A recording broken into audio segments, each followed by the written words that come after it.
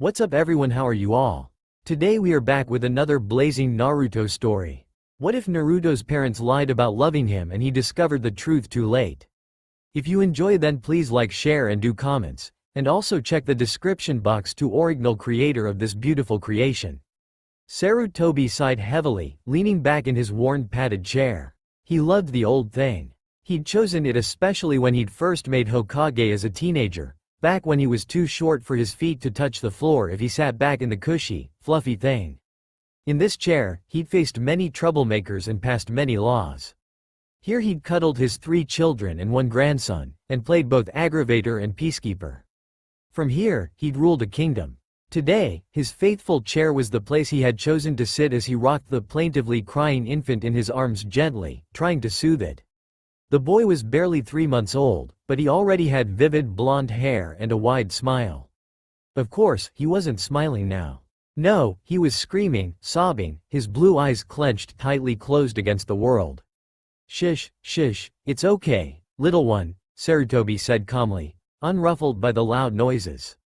"You're safe now. Hush." Eventually, the baby's wailing ebbed, until he was snuffling slightly against Sarutobi's chest, face buried in the old man's neck, breath catching in a sob occasionally.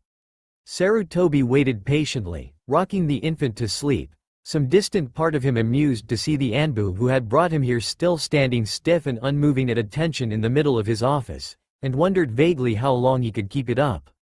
"Dog," the Sandame said eventually, shifting the now sleeping baby to lie in his arms the conventional way instead of propped up against his chest in a hug.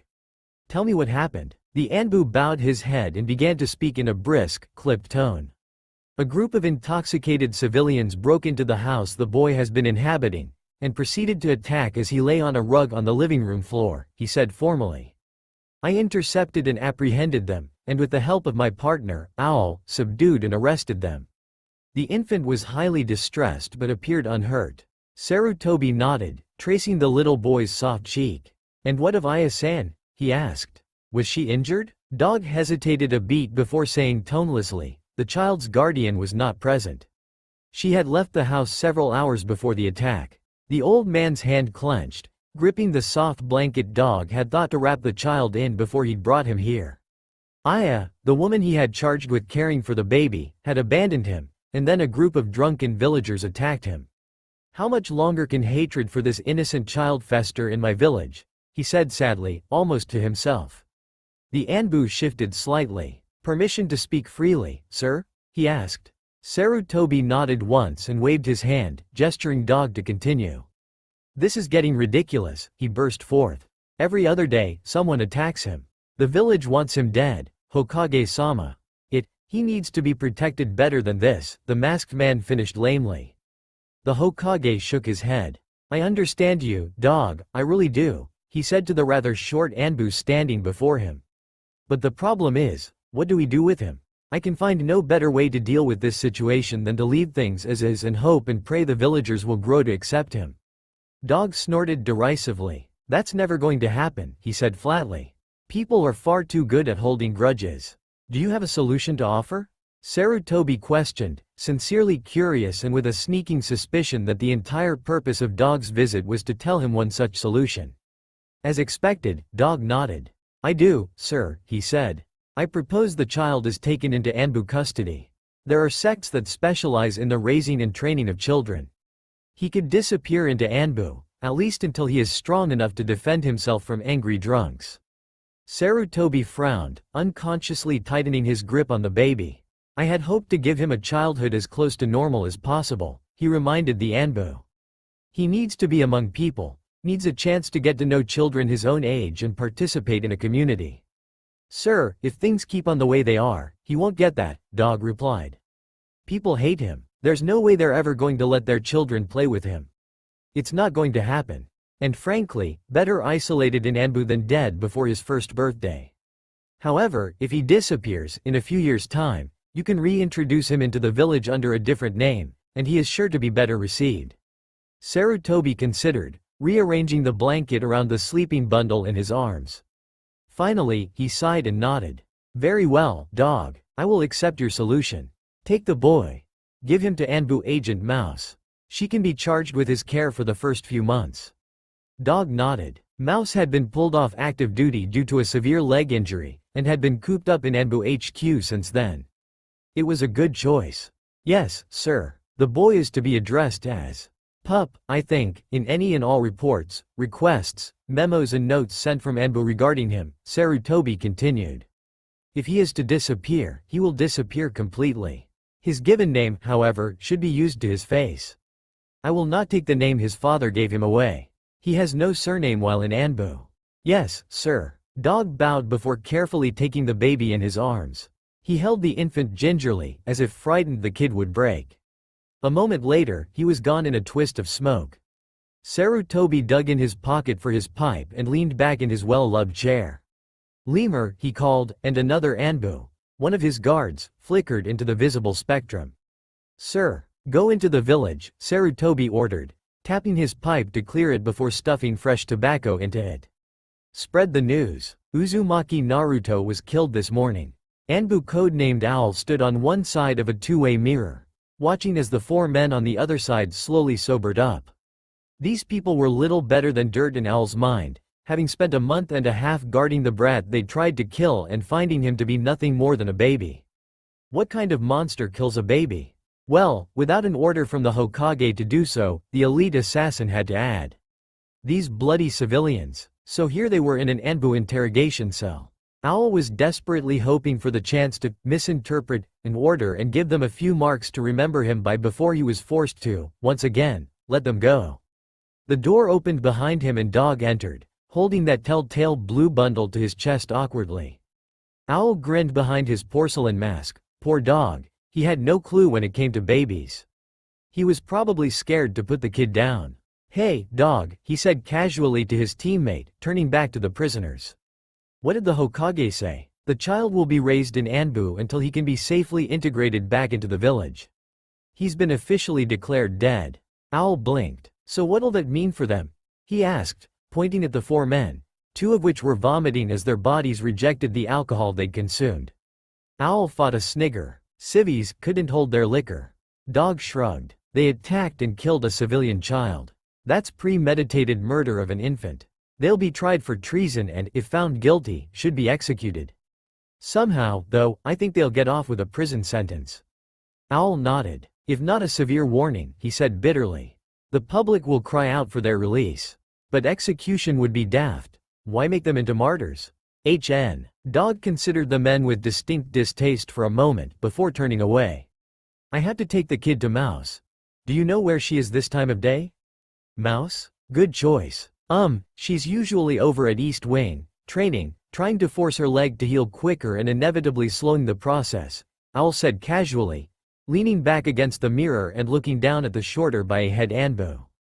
Say, if they killed the brat and all, do you think Head would mind if I roughed him up a bit? Dog rolled his eyes. If you must, he sighed, turning away. Just don't kill them, or make it too obvious, no blood. Don't make them into martyrs. Owl's hidden grin was feral.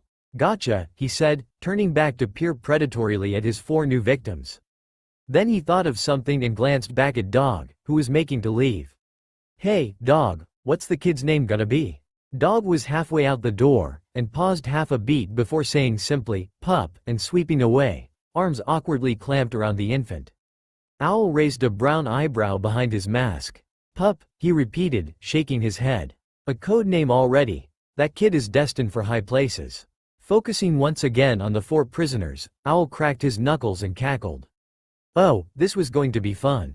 That night, there was a celebration in the village hidden in the leaves.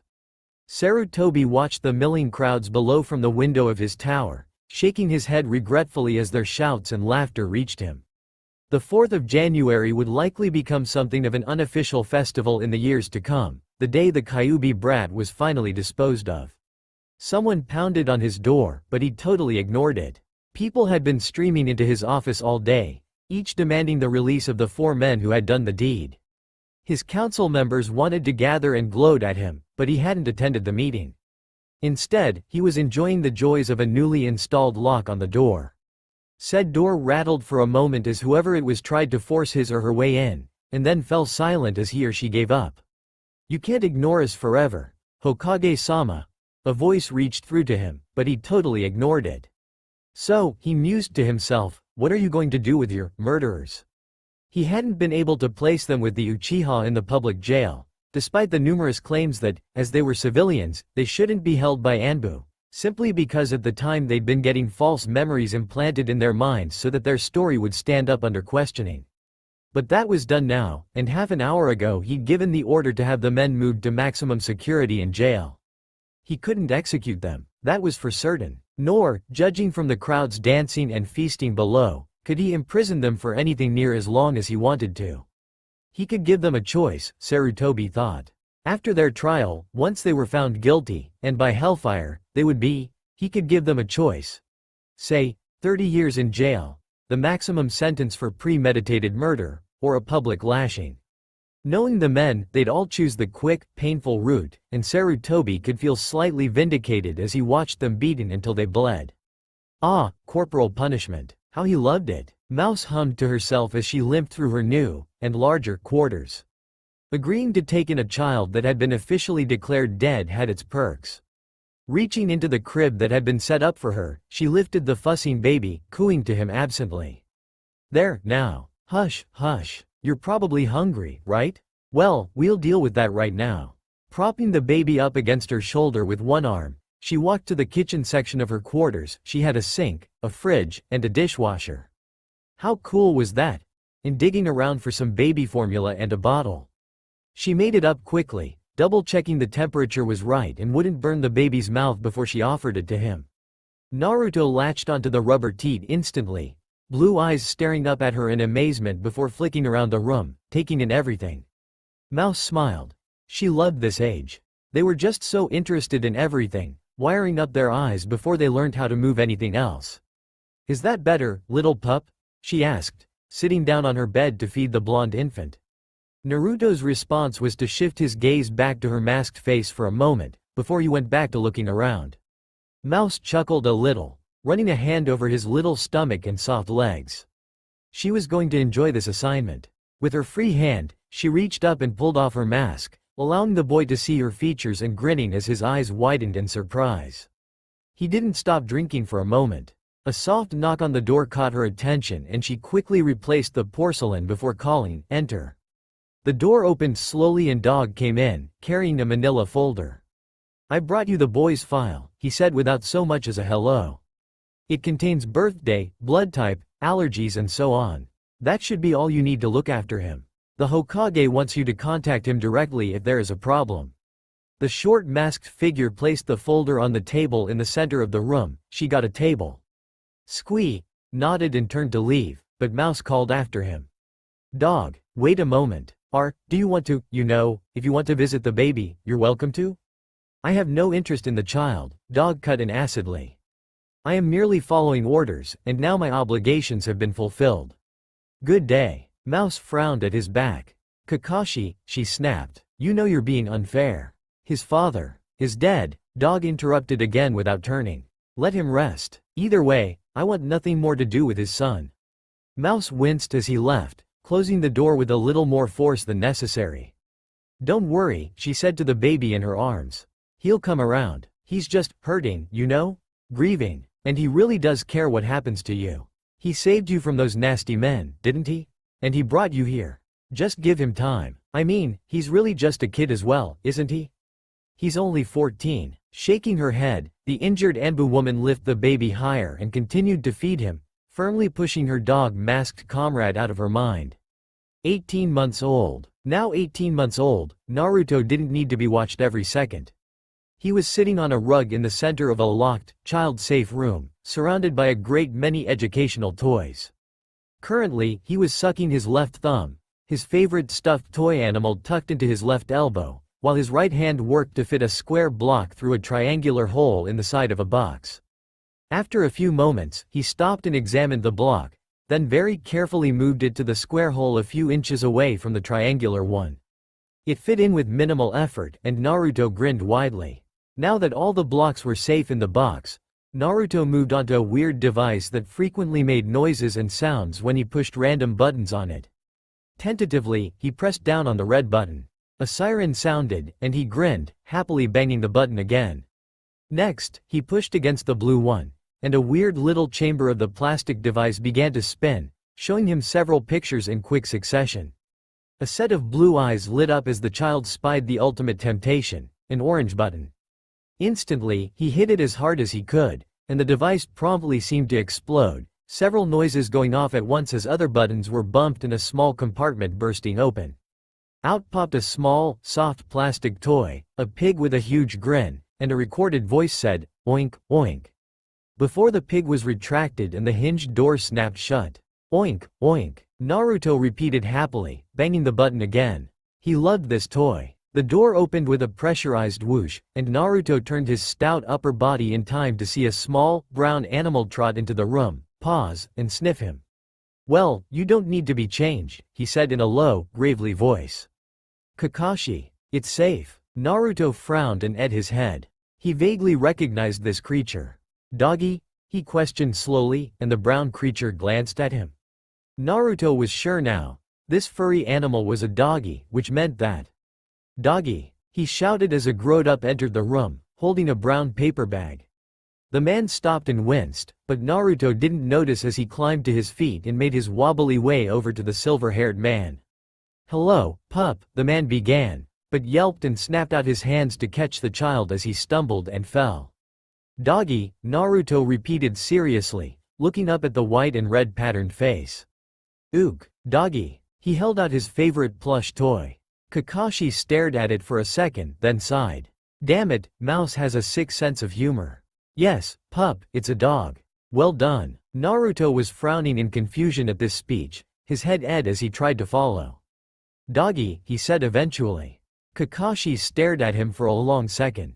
Growing up in Anbu, where the adults rarely spoke, meant that Naruto had a very limited vocabulary. The sum of all the words he could speak only amounted to 7 words, 3 of which he couldn't say properly. He also had various baby words and half-sounds, but in the end, all he said was ook, meaning look, oink, brrring, hungry, instead of hungry, that, and, of course, doggy. "Why am I here?" Kakashi asked himself. He looked down at his hands, still holding the toddler up, and remembered the paper bag. "Oh yeah, Mouse is on a mission. Someone had to feed him. Hummingbird asked me to pass it along, damn females." "Doggy?" Naruto pressed, big, wide, familiar eyes looking hurt and confused. Kakashi sighed heavily. "That's a nice toy," he said grudgingly. "What's its name?" "Oink," Naruto said brightly. Kakashi rolled his eyes. "Figures. I need to go now," he said in a monotone. "Here is lunch. Are you hungry?" "Hungry?" Naruto repeated the word he recognized. Kakashi offered him the paper bag, and his eyes lit up. Letting both the child and the bag go, Kakashi retreated quickly, pausing outside the door to take a shaky breath. He hated seeing the kid. It reminded him too much of Sensei. It was easier for the 15-year-old to stay away. 28 months old, the old Hokage was sitting on the floor of the playroom, looking singularly undignified, smiling at the 2-foot-high blonde bundle of energy that had recently turned 2 and 4 months old. The child was sitting opposite him, and between them was a child's puzzle with only 8 pieces. Naruto was just fitting the last piece in and he smiled widely. "Doggy," he announced. Sarutobi sighed and shook his head. "No, Naruto, this is a frog," he said gently, pointing to the picture. "Froggy." Naruto frowned. "Froggy?" he repeated cautiously. Sarutobi nodded, and his grin came back. "Doggy froggy," he chanted and giggled happily. The Sandaime shook his head, smiling as he laughed. "Good enough," he said. Naruto didn't reply, instead hoisting himself onto his chubby legs and toddling away. He had mastered the art of walking with scarcely a wobble, and Sarutobi knew that Ox and B had taken to taking him to the underground training area Anbu had and beginning basic exercises with him. Incidentally going directly against orders but getting away with it by arguing that they'd been playing, not training. Either way, Naruto seemed to enjoy it, so Sarutobi saw no need to interfere. And he was learning to talk better, too, which was a relief. The child was unnaturally small for his age, So much so that Sarutobi would be concerned that he was being neglected and thus his growth being stunted if he didn't have it on good authority that dog had terrified his various carers into feeding him at least 4 times a day. The Hokage cracked a smile again at the thought. Despite the fact that Kakashi couldn't stand to be around the child, he still cared greatly for what happened to Minato's son. It was this distant protectiveness that let Sarutobi feel at ease with the child's current situation. No harm would ever befall Naruto on Kakashi's watch. Unfortunately, Mouse had been killed on a mission 8 months ago, so Naruto had no specific carer, but he seemed to be coping well when he was left generally to his own devices, not minding if different people came to change, feed and occasionally play with him. Something that fascinated Sarutobi was the way Naruto seemed able to distinguish between the masks of the Anbu, even those he had never seen before, with the ease that many could distinguish between people's real faces. After speaking to a psychologist, he had learnt that a child's facial recognition system was wired up at a very young age and based on the people around him, so Naruto would always be able to distinguish different Anbu masks, but would have a hard time, at least at first, until his facial recognition system rewired, telling apart real human faces. "What are you looking for, Naruto?" Sarutobi asked when Naruto began rooting through the drawers lining the side of the playroom. "Oink," the boy said firmly. Sarutobi smiled and pulled himself to his feet, wincing as he felt his old bones creaking. "Oink," he repeated, amusement tinging his voice. "Okay, let's find him." It took approximately 8 minutes to find Oink stashed firmly behind the chest of drawers, and Naruto instantly latched onto the fuzzy canine, his legs giving out to land him with a plop on his sound behind on the floor. Sarutobi joined the child a moment later, and soon he had Naruto and Oink curled up in his lap while he read the child a story. As he read, Sarutobi mentally mused that it was probably getting near the time when Naruto would have to be reintegrated with society as a whole. He needed to be young enough not to tell anyone what had happened in his life, which meant under 4, or else the Hokage would have to wait until he was old enough not to say anything, which would mean 15 or 16. Waiting that long was unfair and unhealthy to the child, so Sarutobi made a mental note to begin arranging for the child to leave the protection of the Anbu. 2 years, 10 months old. Sarutobi smiled just a little and stretched, working the kinks out of his aching back. It had taken him 6 hours of mind-numbing paperwork, but it was finally all arranged. Everything was in place, ready for Naruto to reappear in his village. Just one thing left to do. The Hokage hummed a little as he carefully emptied the 3rd drawer in his desk and placed a stack of folders, files and papers half a foot high into it, locking it securely. They would be safe there until he was ready to begin Naruto's reintegration. Hopefully, things would go better this time. With this pressing matter out of the way, he reached for a red scroll about the size of a cigar, quickly unsealing it and unrolling it across his desk, reading it swiftly. It was an update from Kakashi, who had been on a long-term mission for the last 6 months, and was getting bored with stakeout duty, apparently. Sarutobi chuckled as he read the report, which was laced with a jaded undertone and contained many pleas for mercy. The Hokage shook his head. Kakashi would be done soon, anyway. He just had to survive another 2 months. Dipping his brush into his inkwell, he quickly signed the scroll to say he had read it and placed it in his out tray, ready to be logged and stored by his Hokage slaves. Chunin. No, wait, Hokage slaves. With a triumphant grin, the Sandaime realized he had finished his paperwork. Maybe now he could go home and actually eat dinner with his family for once, catch up with his youngest son, who was just touching 18 now and was the only one still living at home. Hokage-sama? The door had been opened about 3 inches, and the brown eyes of one of the very Hokage slaves he'd been musing over just a second ago appeared in the crack. Hiroko-san, come in, Sarutobi invited. The Chunin nodded and pushed the door open, revealing herself to be holding a stack of papers. These came from Tsunade just now, she said, placing them on his desk and retreating quickly. Sarutobi saw the red band over them, marking them urgent, and sighed heavily. So much for dinner, he mused aloud, reaching for the top paper. 3 years old, exactly.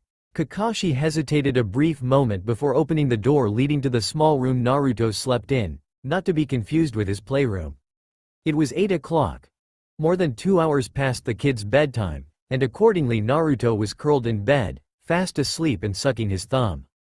Today was his birthday. Today, 3 years ago, Sensei had given his life and condemned his son to save a village which, to date, had proved highly ungrateful. 3 years is a long time, Kashi, swirled the voice of his teacher in his mind. Kakashi shook his head, banishing it. He knew his teacher would be horrified at how his son was being forced to live. He knew his teacher would want him to let him go enough to hold on to the boy who was still here, alive. But it was hard. Very carefully, unwilling to wake the toddler, Kakashi took a few steps forward and looked at him, tilting his head just a little. He looks fine, the Anbu thought to himself, before turning and leaving silently, closing the door securely behind him. In an instant, the boy was forced from his mind as he met up with the rest of his squad. He was a captain now, and he along with every Anbu not on a mission was slated to spend tonight policing the festival that was thrown in honor of the Yondaimi's defeat of the dreaded Kyuubi.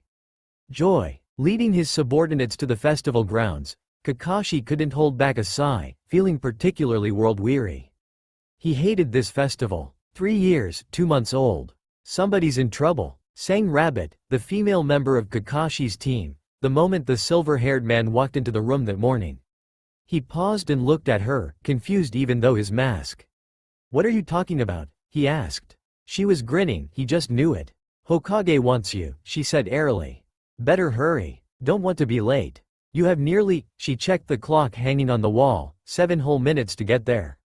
For a moment, Kakashi stared at her. Then, he deflated and shrugged. I'll be late, then." He laughed as Rabbit's jaw dropped until her chin peeked out below her mask. After dallying a few minutes with his team, checking in with each of them, Kakashi headed off to the Hokage Tower.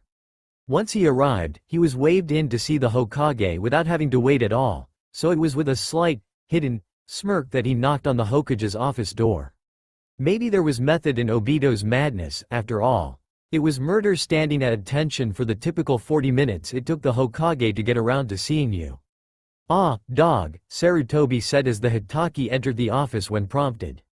A slight flicker of confusion passed over the old face. "You're late?" "Only just," Kakashi said mildly. "I hear you wanted to see me, Hokage-sama?" Sarutobi hesitated. He wasn't looking forward to this conversation. Not at all. "Close the door, Kakashi," he said seriously. Kakashi paused when his name was spoken, and very slowly pushed the door until it clicked shut behind him. Then he reached up and removed his porcelain mask, coming further into the room. "Sit down," the Hokage said, gesturing the chair across the desk from Sarutobi. Warily, Kakashi sat down, frowning at the old man. This couldn't be good. After an awkward pause, Sarutobi leant forwards, steepled his fingers, and began to speak. "Kakashi, I wonder if you are aware of the average life expectancy of an Anbu agent?" The Hitaki frowned at the odd way of beginning, but replied anyway, 6 months, sir." "And you have been in the force how long now?" Sarutobi asked. 3 years, sir. Give or take a few weeks," Kakashi answered in turn. The Hokage nodded at him. "Why did you join, Kakashi?" he asked suddenly. Kakashi stiffened. "My reasons are my own," he snapped, then winced. "Sir," he added, trying to make it sound more polite. The Sandaime just surveyed him seriously, unmoving. Kakashi felt himself grow hot and uncomfortable under the intensity of the look, and eventually shifted and said, "Is there a problem, sir? Has something happened? Did my last psych evaluation come back below par, or have my superiors reported any problems with my conduct?" After a moment, Sarutobi shook his head. "No, Kakashi. You are, as always, in top form. All I have heard about you are praises, in various states of crudeness, by the way." Kakashi winced, but the old man didn't call him on it. "Kakashi, you have now been in Anbu 6 times the expected length of active duty," he began uncomfortably. "As such, I believe the time has come for you to explore other opportunities." Kakashi froze. He knew what this was. This was the dreaded moment when he would be forcibly discharged from Anbu. It was inevitable. Hang around too long and refuse to either voluntarily retire or die, and the Hokage would pull you from the force. Something about protecting mentality, or similar. Either way, Kakashi was stunned, unsettled and frightened. He wasn't ready to face the world again. He hadn't seen any non-Anbu comrades since he joined Anbu 3 years ago. Well, not out of uniform. Not when they recognized him, too. "You're discharging me?" he blurted, interrupting the Hokage mid-sentence. Sarutobi stopped and considered him. Yes, he said simply. I think it is time for you to take a break from Anbu, Kakashi. But I can't leave, Kakashi insisted. I can't. I don't think I can go back to being a Junin, sir. You would be given special Junin rank, Sarutobi commented. Specializing in assassination. But what would I do? Kakashi demanded. Teach? He barked out a laugh. No, I don't teach. Nah, I destroy the brats, first training session. I will find something to keep you busy, Sarutobi said. Kakashi raked his hand through his hair, the look on his mostly hidden face almost desperate. Please, he said, don't cut me from the force. I need it. I need to be busy. Pressured. Otherwise, I get nightmares, the memories. I need it, he said lamely. Sarutobi watched him with concern. This very dependence is what makes me think you need a break, he said. And I insist. This is not negotiable. Just a break, he added, holding up a hand to stem the protests that had begun to burst forth. In a few years' time, you may resubmit your application to rejoin Anbu. Agreed? Kakashi considered. Honestly, it seemed fair, logical, even. A good way to keep Anbu agents sane would be to rotate them, 3 years in Anbu, 3 years out, giving their minds time to recover. Very well, he said eventually. But the question still remains. What am I to do? Don't say teaching. The Hokage took a deep breath. Now the real fight began. Not teaching, yet, he agreed. I already have a mission I wish to assign you. Unranked. Kakashi stared. Unranked usually meant it was too dangerous and unpredictable to be ranked and frequently ended up being more deadly than S ranks. One could begin pulling weeds and end assassinating small children on an unranked mission. That was fine. Kakashi was good. He wasn't worried, but he was confused. Why would the Hokage forcibly drag him, kicking and screaming, out of Anbu, only to give him an Anbu-esque mission? This mission extends indefinitely, Sarutobi continued. Kakashi felt his gut clench. He'd just gotten back from an 8-month long-term mission. Being back for 2 months had only begun to take the edge off the relief he had felt to being back in Konoha, and he wasn't sure he was ready to leave again, this time indefinitely. This mission will take place in Konoha, Sarutobi continued, almost missing the way Kakashi's shoulders slumped slightly in relief, and then twitched in annoyance at the thought of being stuck in the village indefinitely. It is not a mission you may refuse. Kakashi sighed and placed the porcelain mask he still held in his hand gently down on the desk with a soft chink. What does this mission entail? He asked in a low voice. Sarutobi hesitated. I suppose you could say it is, on the surface, a bodyguard detail, he said eventually. Kakashi's eye narrowed. If your next sentence contains the daimyo's wife, with or without that damnable kitten Tora, I will leave. Better a missing nin than that hell. Sarutobi chuckled. No, he said, waving a hand to calm the much younger man. Kakashi's relief was obvious. Hesitating again, Sarutobi decided to just brace and say it, and do his best to railroad Kakashi into doing his bidding. Kakashi, the child we will refer to as Pup, is 3 years old now.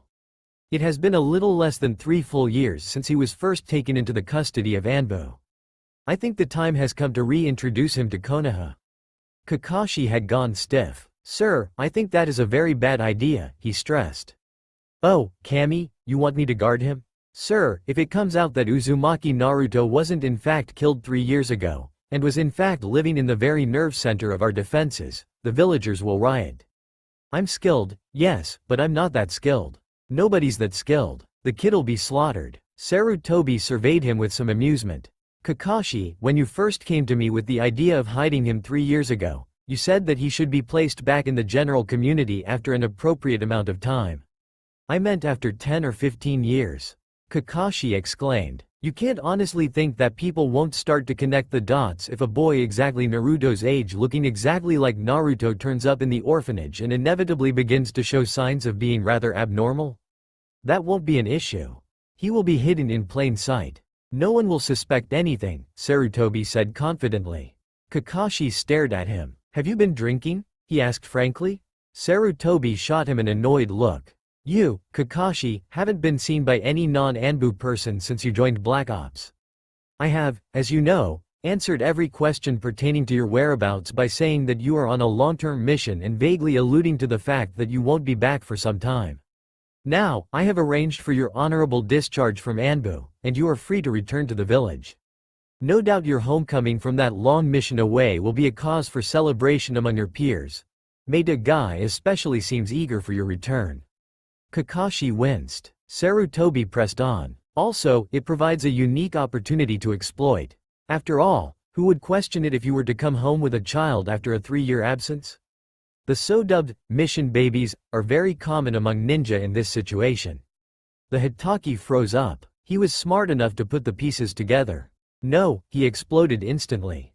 "I won't do that. No." He banged his fist down on the desk and Sarutobi quickly lifted his teacup out of harm's way.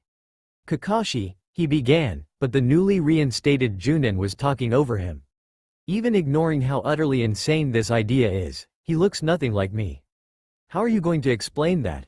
He takes after his mother," Sarutobi said dignifiedly. Bending down, he tugged open the third drawer and lifted out one of the files, the green one, offering it to Kakashi. The teen didn't take it, so he opened it for him and placed it in front of him. Unwillingly, the man skimmed the paper before him, eye resting on the photograph of a beautiful, smiling woman who very clearly resembled Naruto, right down to the whisker marks. Below was a profile. "Fun Kita," he read out. "Unlucky North. How appropriate. Deceased. 17. Died in childbirth. Ouch, Hokage-sama. That counts as my fault, you know." Whisker marks tattoos, a symbol of her clan, similar to the Inuzuka triangles. This is patently ridiculous. This whole monologue was said in the same unimpressed monotone. Sarutobi met his single gray eye seriously. "Why is it ridiculous?" he asked. "This will never work," Kakashi exclaimed. "Never. I'm not the daddy type, okay? Kakashi, if you had caused a child to be conceived while on a long mission, what would you do?" the Sandaime questioned pointedly. Kakashi didn't answer. He couldn't. He knew that if he really had through some horrifying mistake created a child, he would bring it home to Konoha and be the best father he could to it. But that didn't mean he could swear someone was laughing at him. It sounded eerily like Obito. "No," he protested weakly. I can't do it. I'm not ready to be a father. Do you really hate the kid that much? Surely there are better candidates than me?" He tried to pretend he wasn't pleading. Sarutobi raised an eyebrow. "Kakashi, you are the best candidate. You know everything about the child, where he comes from and who and what he is, and yet you do not hate him. And, like it or not, you're the closest thing to family the boy has. If you want, think of it as paying off a debt." Kakashi bit back a groan. Of course, the Hokage had to bring that up. It was true that when his father had died, Minato had taken the newly orphaned Kakashi in and all but adopted him. Would have adopted him if not for Kakashi's childish pride. If Minato had survived, he and Naruto would have been raised as brothers. The silver-haired man buried his face in his hands, guilt curling in his stomach. "Hell," he mumbled into his hands. "Hokage-sama, please. There has to be another option." "Kakashi," Sarutobi's voice was firm. "This is non-negotiable. This is a direct order from your Hokage. You will take this mission." "But his age," Kakashi burst forth. "He's too old. It won't work, sir. People will know." "Uzumaki Naruto was born 2 months ago, Sarutobi said seriously. "He died 2 years, 11 months ago. Hitaki Naruto was born 18 months ago." Kakashi stared at the old man, mentally calculating.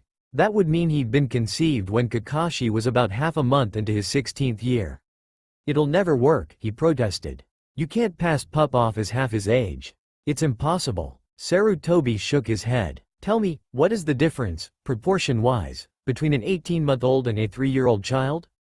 Kakashi mumbled, but Sarutobi caught it. "That's right, not much. And Naruto is very small for his age. He could easily pass as a big almost 2-year-old.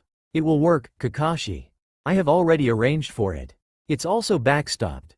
There are people in Lighting Country, which is where you were, by the way, who will swear to knowing Fun Kita their whole lives, and will mutter darkly about the bastard undercover ninja. Who she ended up falling for." "Thanks," Kakashi said, highly sarcastic. He seemed to be wilting, his resolve crumbling when faced with Sarutobi's onslaught. Come on, Kakashi, Sarutobi said coaxingly. Do it for Minato, if nothing else. Ensure that his son has a home and someone who cares about him. There was a long, tense pause, before the last of Kakashi's resolve evaporated and he slumped forwards, resting his head on the desk. Fine, he groaned. Sarutobi's face lit up. Excellent, he said, forcing Kakashi to lift his head by shoving the rest of the folders ferreted away in the third desk drawer at him. In here, you will find everything you need to know about the last 3 years of your life, the girl you were involved with and the child you created together. There is something fundamentally wrong with this, Kakashi remarked, his composure recovered, now reading with morbid fascination a series of extensive facts about a woman he had apparently been involved with for more than a year until she tragically died. They'd been the same age. She'd been the daughter of the local innkeeper, a good person to befriend if he wanted the local news and gossip, not to mention a reliable source on who was entering and leaving the town. Her father had threatened to kill him when he'd found out his daughter was pregnant. Kakashi had to feel impressed. It was an extensive cover story. There was even a mission report, nicely forged in his handwriting. Opening a new file, Kakashi found baby pictures and a birth certificate, as well as a profile for his son. Hitaki Naruto, 18 months old, born April 3rd, allergic to bee stings and the pollen of a tree that only grew in the far northern reaches of Lightning Country. Weighing 18 kilograms, he stood 72 centimeters tall. Favorite color, orange. Any problems? Suggestions? Questions? Sarutobi prompted. Kakashi, still flicking through papers, hummed contemplatively. What will we tell Pup? He asked. Naruto will be told the same as everyone else, until he is old enough to understand, Sarutobi said simply. Kakashi nodded, not looking up from his perusal. How do you propose I make it seem as though we have just returned from a long journey? He asked. Sarutobi tapped another sheet of paper, and Kakashi picked it up. And laughed. Ah, he said, nodding. The obvious approach. Of course. On the paper was a map, a travel path mapped out on it in red ink that would be easy enough for a child to navigate with a little help and would still make it appear as though whoever was walking it was coming from the general direction of Lightning Country. I want you and Naruto to go on a little journey for me, Sarutobi said. That will give the child, and you, time to adjust. He needs to address and react to you in a manner that depicts that you are his father, not some stranger he's just met, and you need a little time to get used to caring for a child before you hit the public eye, as well. I guarantee that the moment you step through Konoha's gates when you return you'll be scrutinized, so it would be best to be convincing. The whole trip should take around 2 weeks, and by the end I imagine both of you will look as though you have just made a difficult, tiring journey from a foreign country. Kakashi rolled his eyes. Well, duh. When do I leave? He asked resignedly. Sarutobi checked his watch, and Kakashi groaned loudly. Sarutobi laughed. Kidding, he said. Tomorrow. Take tonight to memorize those files. You need to know them perfectly. And I'd suggest you put some of the photographs in your pack. You know, in case. Oh, and don't forget when packing that you have to have room for all Naruto's gear, too. Grumbling under his breath, Kakashi gathered the files into his arms and stood, moving away before the old man could say anything to further rip his world to pieces and rearrange it into something frightening. Outside, he stopped to lean against the hallway wall, breathing irregularly as it hit him exactly what he'd just agreed to. He was a father. Back in his office, Sarutobi smiled at the ceiling and waited. After a pause of maybe 7 minutes, the door opened and Kakashi appeared again, glaring something awful. Wordlessly, without even looking down from a suddenly fascinating crack in the ceiling, Sarutobi held out Kakashi's porcelain mask that had been forgotten. He had to fight a laugh as Kakashi snatched it and sunshined away.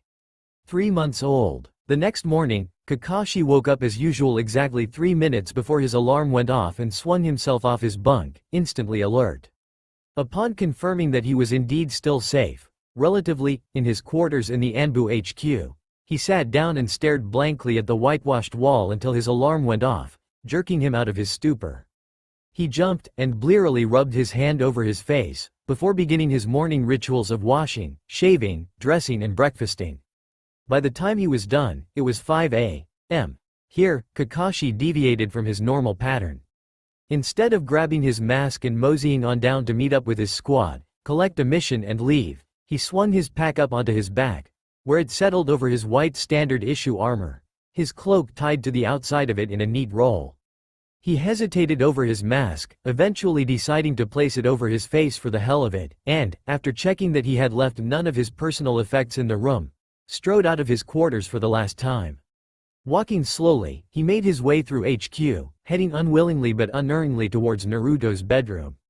When he reached there, he pressed his hand onto the seal on the outside of the door, which was there to ensure only certain personnel could unlock the entrance to the kid's room, and as a way to keep the brat in one place, damn it. The seal accepted him, and he pressed the door open, unaccountably nervous. It was early. The blonde toddler was still fast asleep in his cot. Kakashi took a few steps into the room and turned the light on. The sudden brightness woke the child, and he began to move, his face screwing up in protest at the light and a hand coming up to grind into his eye, his other hand and legs moving, stuck, beneath his soft blanket. "Awa," he said blearily, looking around as he was lying down. He caught sight of Kakashi standing nearby and frowned at his upside-down view of the man. "Doggy?" he said questioningly. Kakashi hesitated one last time. This was his last chance to make a break for it. "Good morning, pup." Naruto," Kakashi stumbled. Had to get used to calling the brat by his name. Would look weird otherwise. Naruto sat up, still scrubbing at his eye. The blanket fell down to reveal his right arm clamped around that ragged toy dog Mouse had gotten him 2.5 years ago. "Wah, doggy?" "Yes, Fu Naruto, it's me. Come on, we need to leave. You're going to live with me from now on, okay? So we're going to have to leave now. We need to pack up your things, okay?" The blonde stared at him throughout this uncomfortable speech, and the only reply he gave was to raise his free arm in the universal child signal for, "Pick me up." Kakashi obliged awkwardly, but it wasn't nearly as difficult as it had been last time he'd tried it, when he was 14. Now, Naruto put a remarkably strong arm around his neck and sort of clung there himself, and all Kakashi needed to do was prop him up with his left forearm hooked under the boy's short, chubby thighs. Letting his pack slip to the ground, Kakashi nudged it open with his foot and withdrew several storage scrolls, and set about sorting through the boy's belongings. Really, he didn't have much, compared to many devil spawnings. Children, Kakashi knew, and he reasoned he'd be able to bring just about all of it. Soon, it was done. Naruto was all but asleep on his shoulder. Kakashi was highly uncomfortable. "Okay, we're going to leave now, Naruto," he said softly. "You just sleep. We're going on a little trip. You won't be coming back here." He turned to leave the room, but a small voice below his left ear said, "Why?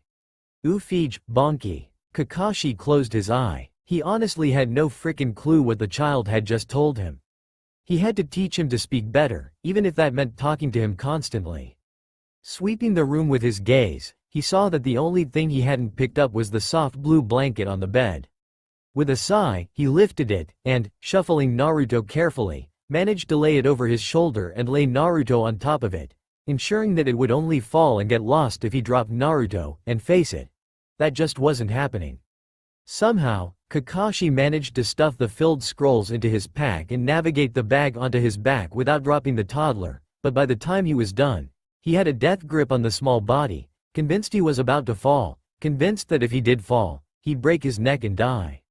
He just felt so fragile, so small, clinging so trustingly to an elite assassin.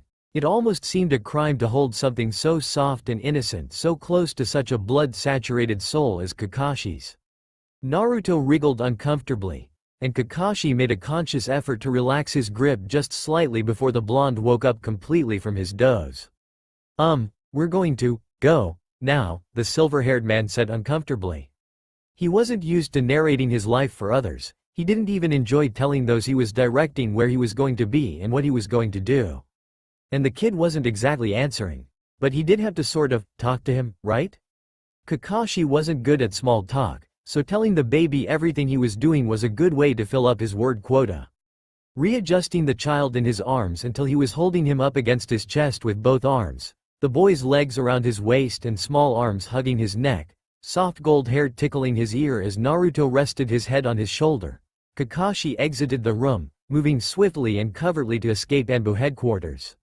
He really didn't want to run into any Anbu members and be forced to say goodbye.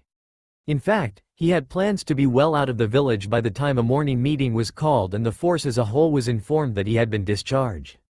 He hated goodbyes, and hellos, and talking in general. People were annoying. Naruto began to wake up and got increasingly more and more squirmy as the day progressed. By about 7 o'clock, Kakashi placed him on the ground to walk along beside him, bidding him to stay close and keep up. Half an hour and 500 meters later, he realized that a simple command hadn't really gotten through to the 3-year, 18-month-old boy who had never been outside before.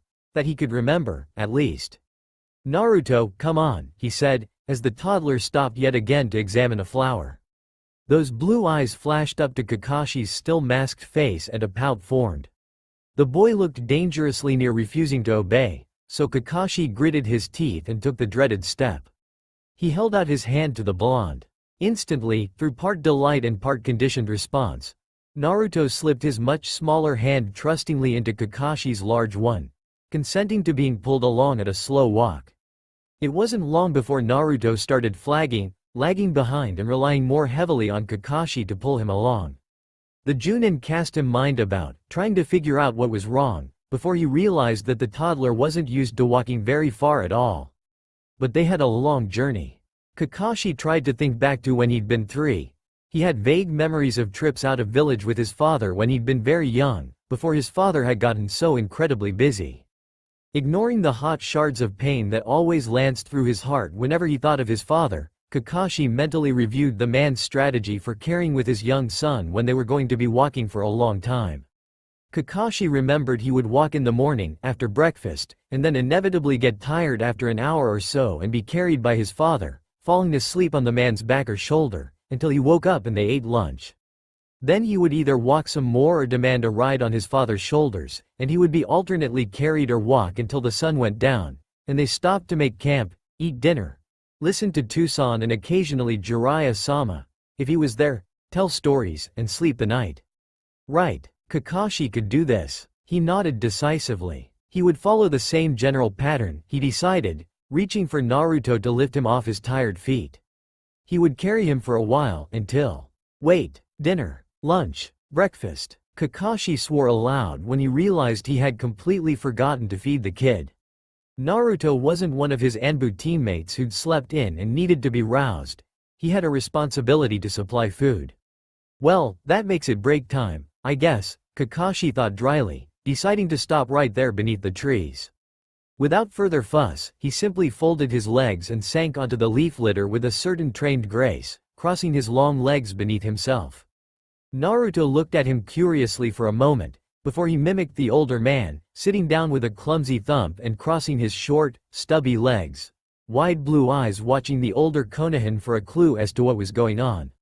"Are you hungry, Naruto?" Kakashi asked, digging in his backpack.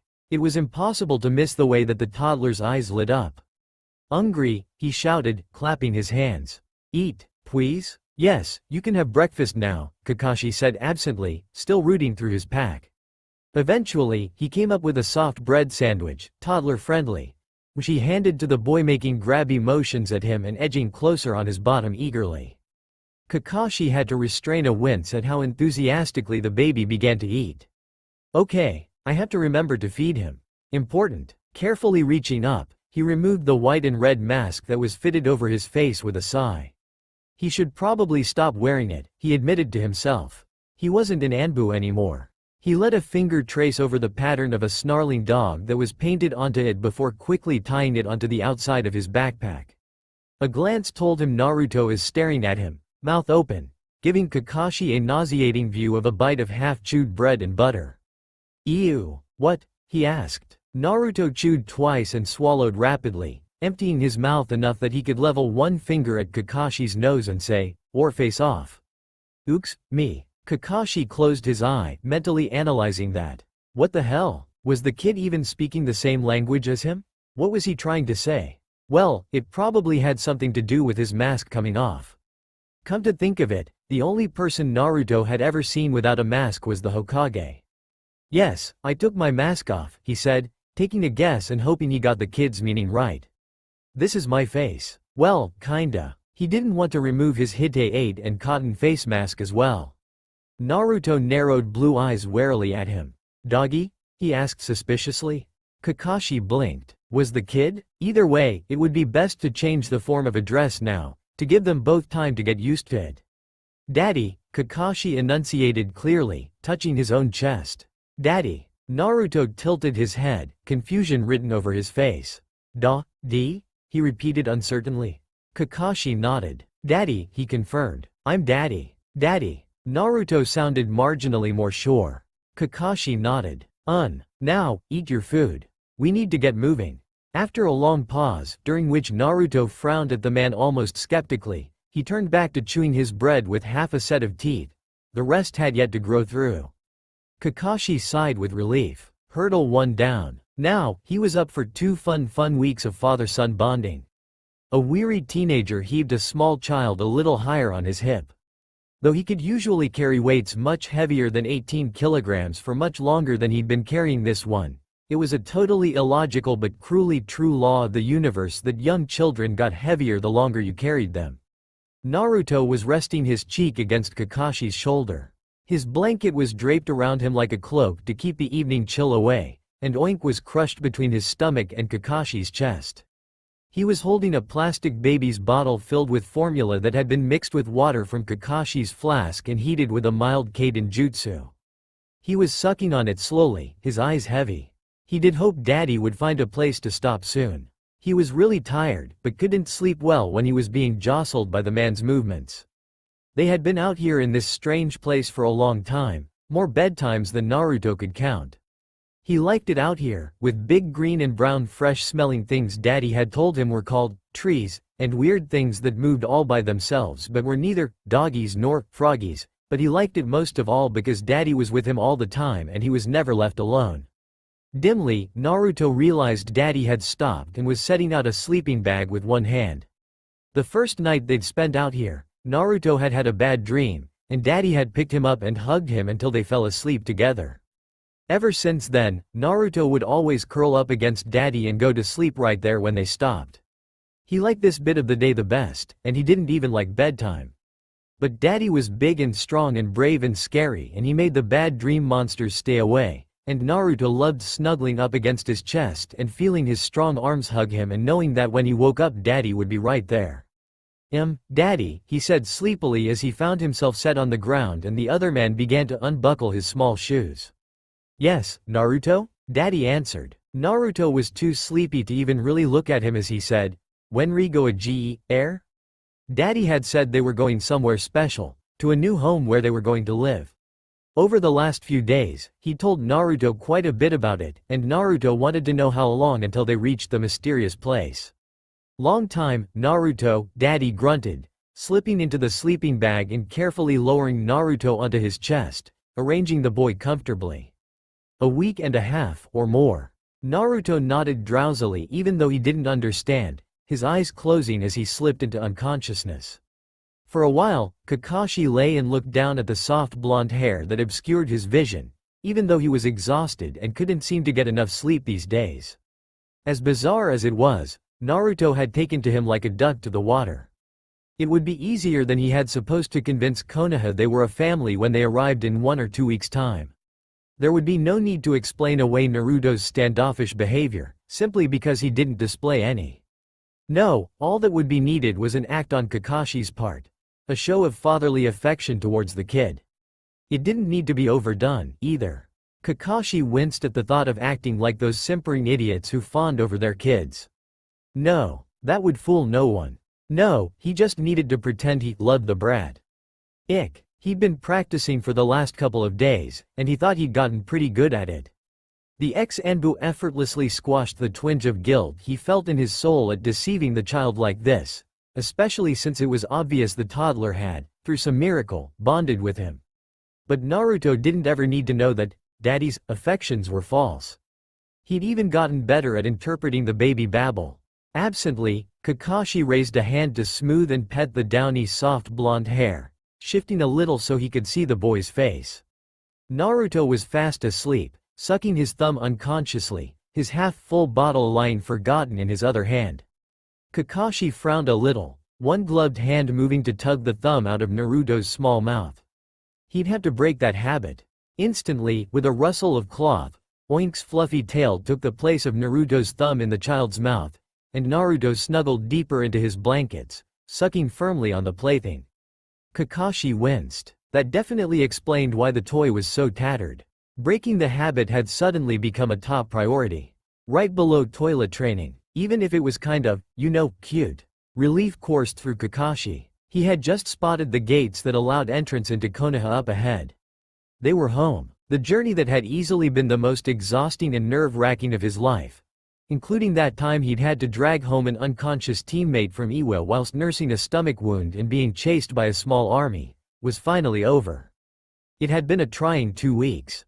Were children supposed to leak like that? Naruto, who was walking on his own this morning, holding Oink, noticed the gates about 10 minutes later and stopped short. "Daddy, ISSR? We air?" he asked, blue eyes turning to his guardian for confirmation. Kakashi glanced at him and nodded. "Yes, Naruto. This is Konoha, home," he corrected himself.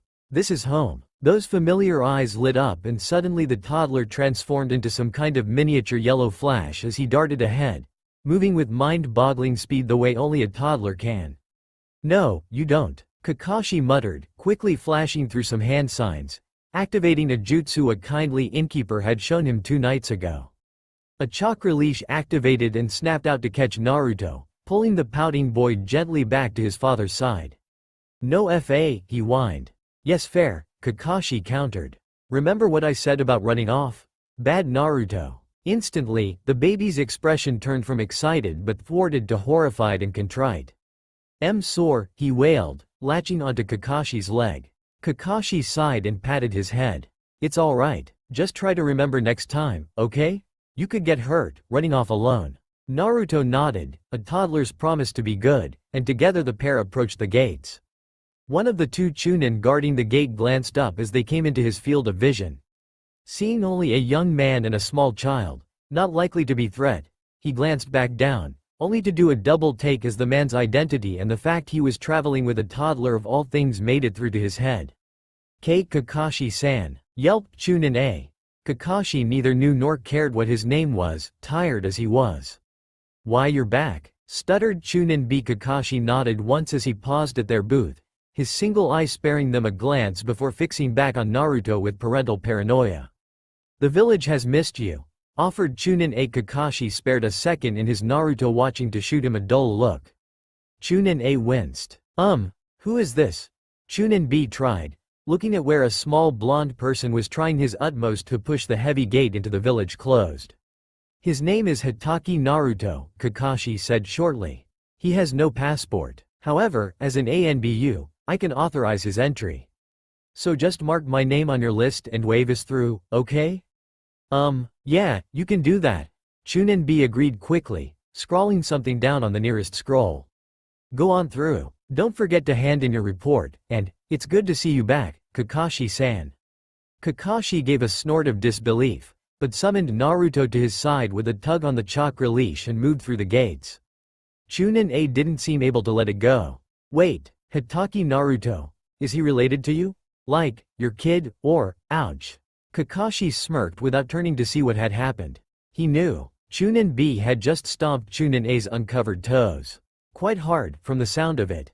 Beside and below him, Naruto was practically writhing in excitement, and Kakashi idly wondered how long until he exploded.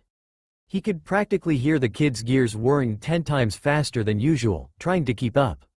His head swiveled, obviously attempting to take in everything going on around him as they began their, way too long, walk to the Hokage Tower to report, Naruto sliding his small hand into his father's for a measure of reassurance in the new, exciting and slightly frightening place. They had nearly made it when. Dynamic entry. "Ah, crap," Kakashi said, firmly and loudly. Glancing down, he tugged on the hand in his.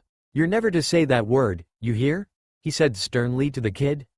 Naruto, who had been watching a confrontation between a pigeon and a shopkeeper on the other side of the road, turned his big eyes up to look at Daddy. "Wah," he said, thumb in mouth and Oink balanced precariously on his elbow. Kakashi twitched. "Cute, my youthful rival Kakashi, you have returned, Yosh. Today the springtime of youth are in full bloom. It is good to see you again, my friend." Naruto, suddenly devoid of the adventuring courage he'd possessed until the spandex-wearing creature had appeared before them, tugged his hand out of Kakashi's and suckered himself to the man's left leg like some kind of particularly stubborn barnacle. Wrapping his arm around Kakashi's shin, his cheek rested neatly in the cleft of Kakashi's knee, his other thumb still firmly in his mouth.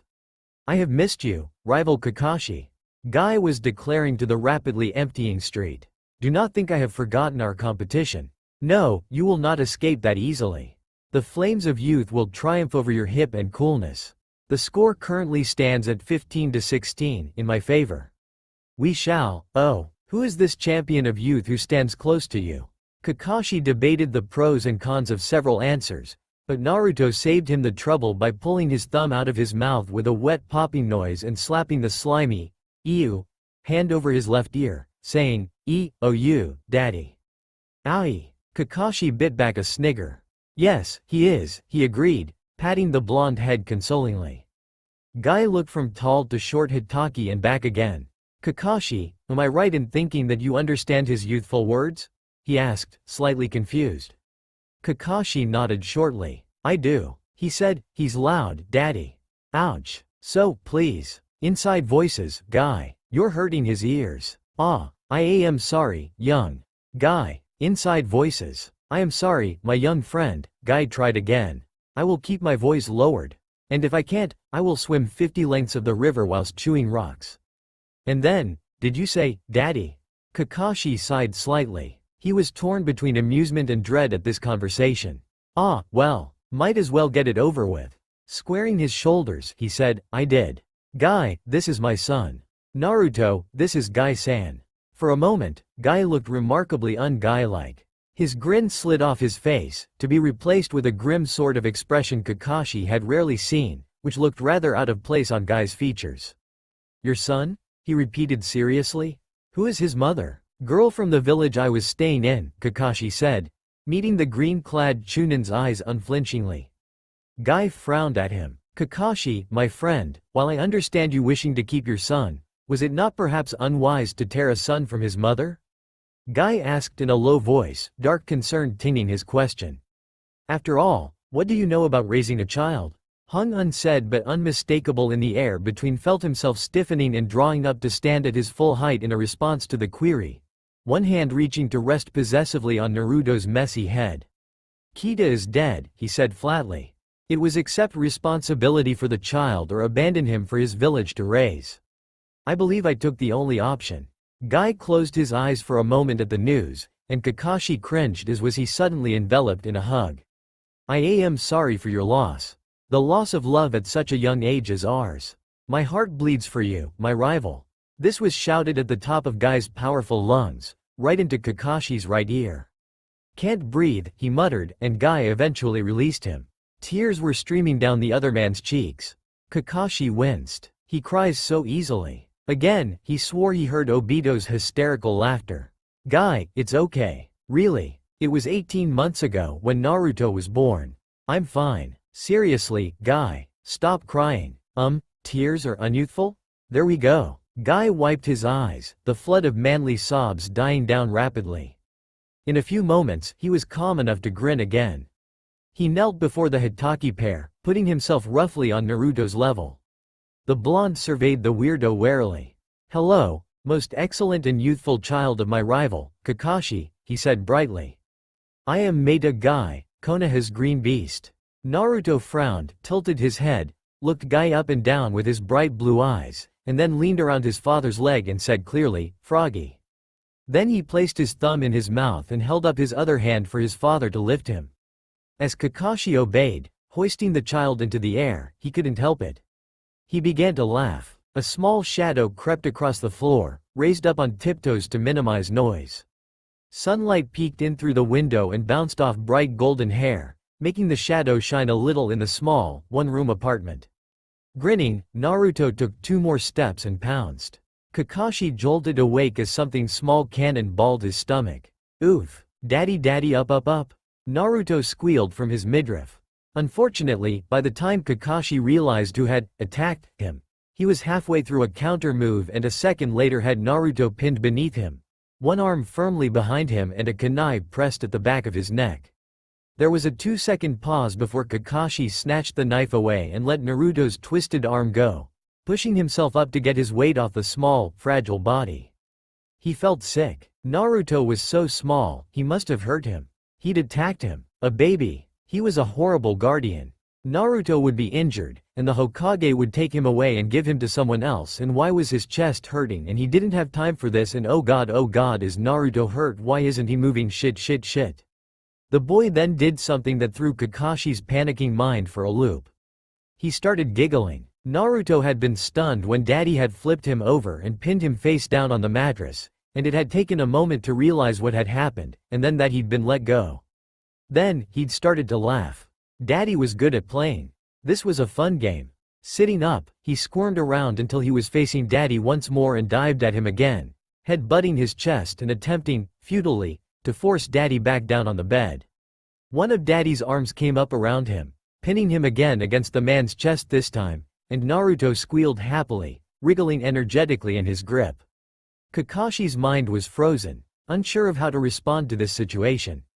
Clearly, the blonde wanted revenge for pinning him down like that. Kakashi's gut clenched guiltily. But he was grinning like a mad thing and his squeals didn't sound angry, scared or frustrated. No, instead he seemed almost happy. Kakashi was suddenly seriously concerned there was something very wrong with the boy. Naruto had managed to squirm out of his grasp, but just leapt right back at his father, this time aiming higher. Kakashi's body reacted automatically before his mind could stop it, grabbing the attacker out of the air, twisting him around and catching him in a headlock. Kakashi froze. Crap, once was enough, but then I went and did it again. Even if he wasn't injured before, he certainly was now. What do I do? I can't keep him around if I can't keep myself from attacking him. Crap, I must have heartburn, my chest hurts. The train of thought was cut off as once again, Naruto began shrieking with laughter and squirming in his arms. Gone!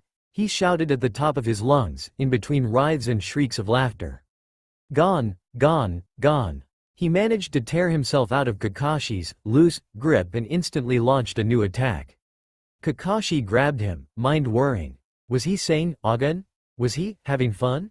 He wasn't hurt? He wasn't scared? Could that be real? Looking down at the grinning blonde, however, Kakashi had to concede that yes, he was having fun. This was all a big game to the toddler. Hell, I want to live in Naruto's mind, he thought to himself, hesitantly reaching to swing the child into the air and then toss him gently down onto the mattress again. It had been 3 days since they had returned to Konoha.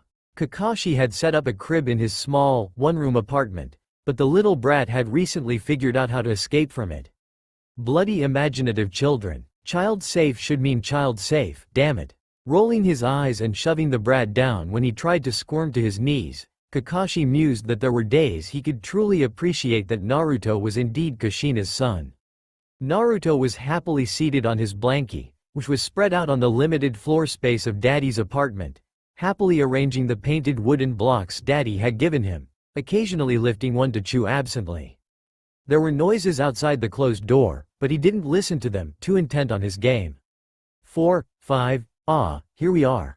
This is Kakashi-san's house. Are you sure? Yeah, number 6. Come on, Kurenai, I want to see the baby. Dad says it's real cute. I heard it looks nothing like him. I'm not even convinced the baby exists, with all the rumors flying around. Oh, hey, Genma, are you visiting Kakashi-san too?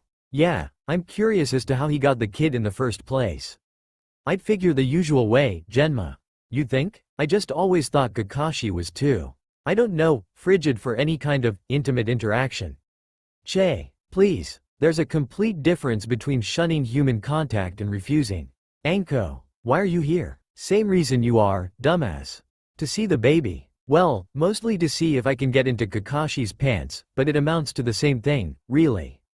What? No, it doesn't. That's sick, Anko. Cough, cough, cough. Hey, Yugo and Hayate. You here to see the kid, too? Duh. The door swung open and Naruto glanced up from his game to see a whole bunch of people there. But they didn't move, so he ignored them, unaware or uncaring of their conversation. That's him? Why is he alone? Are we sure Kakashi is up to being a dad? He has to be. He doesn't have a choice, Yugo. He doesn't look anything like Kakashi. I don't know, he seems familiar. Well, I don't even think they're related. How old is it, anyway? He is 18 months old. He's big. I don't think he's Kakashi's kid. Yes, we heard, Asuma. Now shut up. All I can say is, she must have been hot to finally break down Kakashi. Anko, Kakashi's been sleeping with people for years. Mission stuff. He just doesn't do it for recreation. He didn't notice that the watching crowd had gone silent as he spelled out, doggy, froggy, yes, up, and a funny arrangement he'd been shown by Bear that always got interesting results out of the grown-ups. When he was done, he had about 6 blocks left over.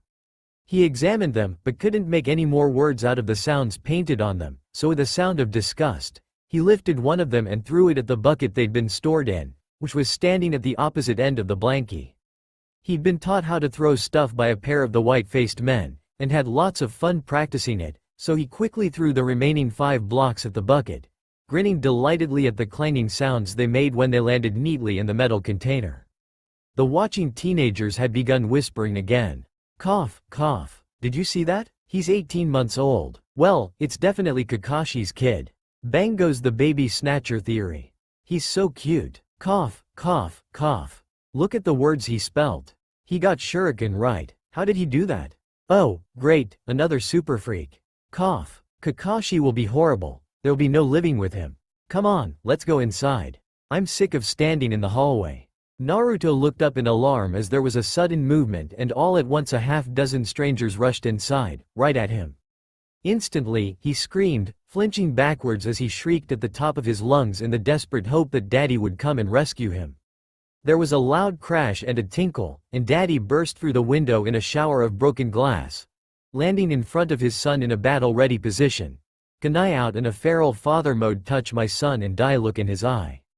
Naruto stopped screaming and instead grinned at the suddenly petrified strangers. After a moment, Daddy seemed to relax, lowering the shiny knife thing Naruto was never allowed to touch.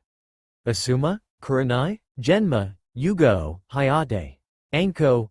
Do I even want to know why you are causing my son to scream in holy terror? He asked darkly. The others winced in unison. Hayate moved his hand to his mouth and his shoulders shook as he coughed. We didn't mean to scare him, Kurenai said softly. We didn't know he'd be afraid of us. He has a good head on his shoulders.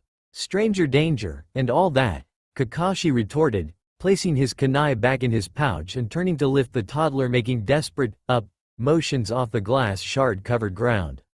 Asuma, Genma, I'm choosing to blame you, meaning that it's now your job to fix the window I just finished repairing when I was forced to crash through it to rescue my son from unknown assailants. The guests had the grace to look ashamed, and Asuma and Genma began to mutter their agreement while the others sheepishly tried to sweep or gather up the sharp glass pieces. Within 20 minutes, the apartment was cleaned and child-safeified to Kakashi's satisfaction. He settled on the bed, holding a shy Naruto on his lap, and said, okay. Now that he isn't in danger in his own home, cue dirty, contrite looks. This is my son, Hitaki Naruto. Naru, these are a bunch of idiots. Say hello. Happy now that Daddy was holding him, Naruto flashed a smile around the room and waved a small hand, saying, Io. Okay, why are you all here? Kakashi asked before his guests could speak. The group of teenagers in his apartment alternately frowned, grinned and coughed. To see the baby, silly. Yugo said brightly, patting Hayate on the back as he dissolved into a coughing fit. Kakashi frowned at him suspiciously. He had better not get Naruto sick, he threatened ominously. Okay, you've seen him, can you leave now? Ah, Kakashi-kun, pouted Anko, sitting close to him on the bed and sliding her arm around his back. Yeah, Kakashi, don't be mean, Genma added. We brought presents, Kurenai announced, offering Kakashi the brightly wrapped package. Wouldn't be a baby shower without them. Agreed Asuma, his grin positively evil. There was a pause as everyone waited for Kakashi's reaction.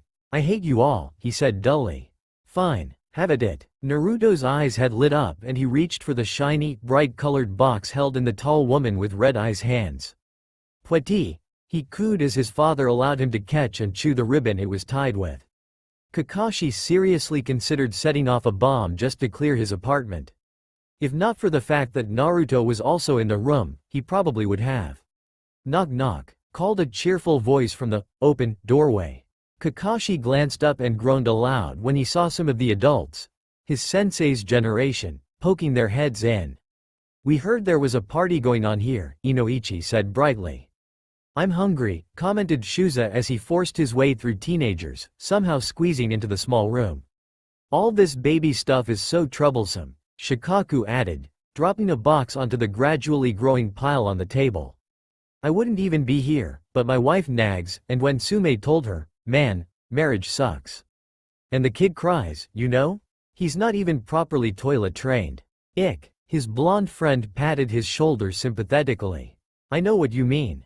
My daughter's impossible. Everyone, make a hole." Sume began bodily shoving at the people between her and the teenaged boy cowering on the bed, curled protectively around the baby. People scrambled and banged into each other, trying to tackle the logistical nightmare that was allowing movement in the overly crowded room. Soon, Sume had made it to the bed, and she quickly shoved Anko aside so she could sit next to their host. "Give me the baby," she ordered. Kakashi hesitated, but didn't really dare to disobey, so he cautiously handed a very clingy Naruto over to the wild woman. Naruto looked at him like he'd been betrayed, and Kakashi cringed, but didn't move to take him back. Sume was examining him, looking at him with her sharp brown eyes. "He's cute, but he looks nothing like you," she commented. "How old?" 18 months, Kakashi muttered. Sume grinned. "He's big," she remarked. "That's good. Is he a handful? My two uns keep me run off my feet, let me tell you." Who was his mother? Her name was Kita, Kakashi ground out, mentally contemplating the pros and cons of suicide. "Picture?" Sume said in a clipped voice, arranging a squirming blonde child on her lap so that he couldn't escape. Kakashi dug in his pocket and pulled out the rather battered photograph of the fictitious woman he'd been given. Sume took it and clucked. "Well, he definitely takes after her. Let me see," Anko demanded, grabbing it. "Ooh, she was hot. See, Genma?" The photograph was quickly passed around the room. Yes, he does definitely take after her," Kurenai said, holding the picture. "But he has his father's eyes, see?" Yugo added. "His mother's color, but his father's shape." Kakashi suddenly joined Hayate in coughing. "Yeah, I can see that," Sume agreed, peering at the kid. "He smells similar too." Cough, cough, cough. Dynamic entry. Guy leapt through the empty window pane. "Kakashi, did you know your window seems to be missing?" "Yeah, Guy," Kakashi sighed, reclaiming Naruto, who looked like he might cry at the arrival of the loud and green one. "The idiots broke it." He jerked his head at his guests. "Yosh, how unyoutful. I shall fix your window, my friend. If I cannot, I shall do 500 laps of the village. On 1 foot. Where did Kakashi-san go?" Kakashi had used the distraction Guy was to grab the toddler and run, and was now walking calmly down the street 3 blocks away while in his arms Naruto laughed and hugged him, and then began to suck his thumb again. Reaching to tug the thumb out of his son's mouth, Kakashi sighed heavily. If every day was like today, he wasn't sure he'd survive parenthood. "Naruto, get that out of your mouth." Naruto looked up, all innocent eyes and cute expressions. The effect was somewhat marred, however, by the kunai he was currently chewing the handle of, his hand awkwardly holding the somewhat dull but still sharp enough to cause damage blade. Kakashi was not impressed. "Naruto," he growled warningly. "Put that down." The blonde considered and, wisely, chose to obey, quickly placing the knife back on the table where he'd found it. "Naruto, you know you're not allowed to touch Daddy's kunai," Kakashi said sternly. "I don't care if you wanted it, I don't care if you could reach it. It's against the rules." Naruto had the grace to look shamefaced. "Sorry, not good enough. Why aren't you allowed to touch them?" Kakashi pressed. Naruto bit his lip, tears forming in his eyes. "Because I see and get her," he sniffed. "And you know me her." "Right," Kakashi agreed. Inwardly, he was wondering how long it would take before Naruto no longer was reduced to tears each time Kakashi showed the slightest bit of displeasure in him or his conduct. "No park today," he said firmly. He felt a bit guilty, really, playing in the park was the only truly childish thing the kid did, but he couldn't keep picking up his kunai like that. Maybe it was time to start letting him use them rather than the wooden training ones Kakashi had been teaching how to throw and fight with. In that way, he'd certainly get a better appreciation for the deadly items. Another voice riled at the idea. He's just a baby, it argued, give him another year or so yet. Naruto nodded tearfully. I'm sorry, Daddy, he repeated, much more sincerely. Okay, Kakashi said, holding out his hand. Naruto toddled over and crawled into his lap, curling up against his chest with a sniff. Leaning back and looking up at the ceiling, Kakashi held the boy for a while, simply waiting for him to realize that the adult wasn't mad at him and he'd been forgiven. 1.5 years into this crazy assignment, Kakashi was much better at acting his part. Having read a great many books on parenting, he had quickly become familiar with such ideas as timeout, clear boundaries, providing safe environments, frequent praise, and even recognizing and rewarding good behavior. Kakashi was proud to say he managed to follow the guidelines fairly well, all things considered. He'd been removed from active duty ever since he'd come home and had been given a monthly allowance comprised of pay for both long service leave and some bastardized version of maternity leave. At least, that's what the others Kakashi's age called it. Really, it was ongoing pay for his mission, but no one was to know that. As a result, he'd spend a lot, if not all, of his time with the kid. Unable to think of anything better to do, he'd started taking him training, teaching him the basics of being a ninja. He hoped that this didn't count as pressuring the child or putting unfair expectations on him. All the books agreed that such behavior was extremely detrimental. Naruto shifted in his arms and hugged him, a slightly chubby cheek resting on his collar. Kakashi automatically hugged him back. Love you, Daddy, the small child sniffed. Sorry. It's okay, Naruto, Kakashi repeated. I love you too. Yes, he was used to speaking the words. He had gotten quite good at the affectionate touches that would reassure and comfort the child. That was another thing the books all said. A child had to feel loved, and there was no way Kakashi would let his sensei's son be miserable. Besides, the words were easy enough, if slightly out of place. Shinobi have no emotions, love included, and Kakashi was certainly no exception to the rule. But Naruto didn't need to know that. Come on, Kakashi said, patting the boy's small back briskly, lesson time. I'll tell you what, if you do an extra hour today, I'll let it be your punishment, and you can still go to the park. Yeehaw! The 3-year-old cheered, spinning and wriggling until he made his way back to his own seat and pulling his workbook towards him. Kakashi took time every day to teach him reading, writing and numeracy. In a couple of years he was going to move on to history and chakra theories. As a Hitaki, he'd need all the help he could get if he was to live up to the Academy's expectations. Not that Kakashi really minded what the Academy teachers and other students thought of him. He was just astute enough to realize that Naruto would. Dragging his chair closer to Naruto's, he leant over the child and, leaning his arm on the wooden table, began to coach him through his learning. Kakashi was settled on a comfortable couch in the dimly lit living room. He had a book of advanced jutsu open in front of him, and his eye flicked over it lazily. It was nearly 10 o'clock, and Naruto was accordingly fast asleep in his bedroom, his bedtime being 5:30. Kakashi was just thinking of joining the kid, in fact. He was tired. Pakun was lying on his stomach, snoring loudly. Today, he'd summoned the pack to keep Naruto company for a while, mostly to try and get the blonde used to the animals. The other 7 dogs had decided to leave a couple of hours ago, but Pakun had opted to stay. With a snort, the dog woke up and raised his head jerkily, a floppy ear twitching and his nose quivering. Huh? He grunted in his gravely voice, sounding equal parts sleepy and curious. With a fond expression, Kakashi lowered his book and reached to scratch the pug's ear. Dreaming, Pakun? He asked. The dog closed his eyes blissfully, leaning into the caress. Right there, a little to the left. I just thought I smelled Jiraiya-sama.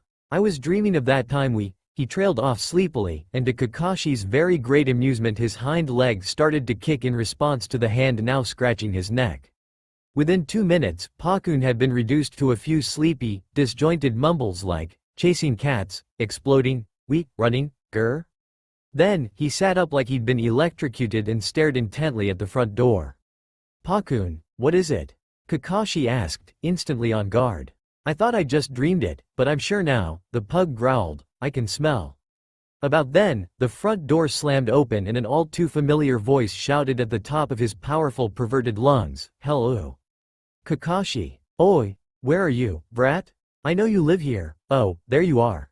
Kakashi looked up dully as the legendary Sannin, the great Jiraiya, walked into his living room as if he owned it.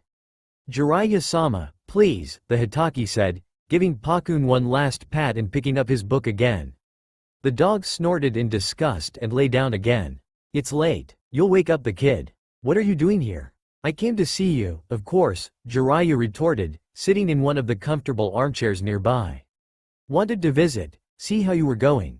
Maybe meet this new addition to the Hitaki family I heard tell about. Kakashi carefully didn't react. Jiraiya was the only other person in the world except for the Hokage who knew Naruto's true origins. The Sandaime had written to him right away when Naruto was killed, telling him of the death, and Jiraiya had stormed back to Konoha to scream in rage at his old teacher and make a great number of unfair accusations. Sarutobi had waited patiently until the Sannin had screamed himself hoarse before quietly explaining the truth. Ever since then, Jiraiya had been kept up to date on the boy's status, though this was the first time he'd actually come to visit. I had a hard time finding you, actually, Jiraiya was saying conversationally. I had no idea you were planning to move back into your father's house. I wasn't, Kakashi admitted. But I needed the space, and it didn't seem right to sell this place and buy another house. Damn brat, upending my whole life.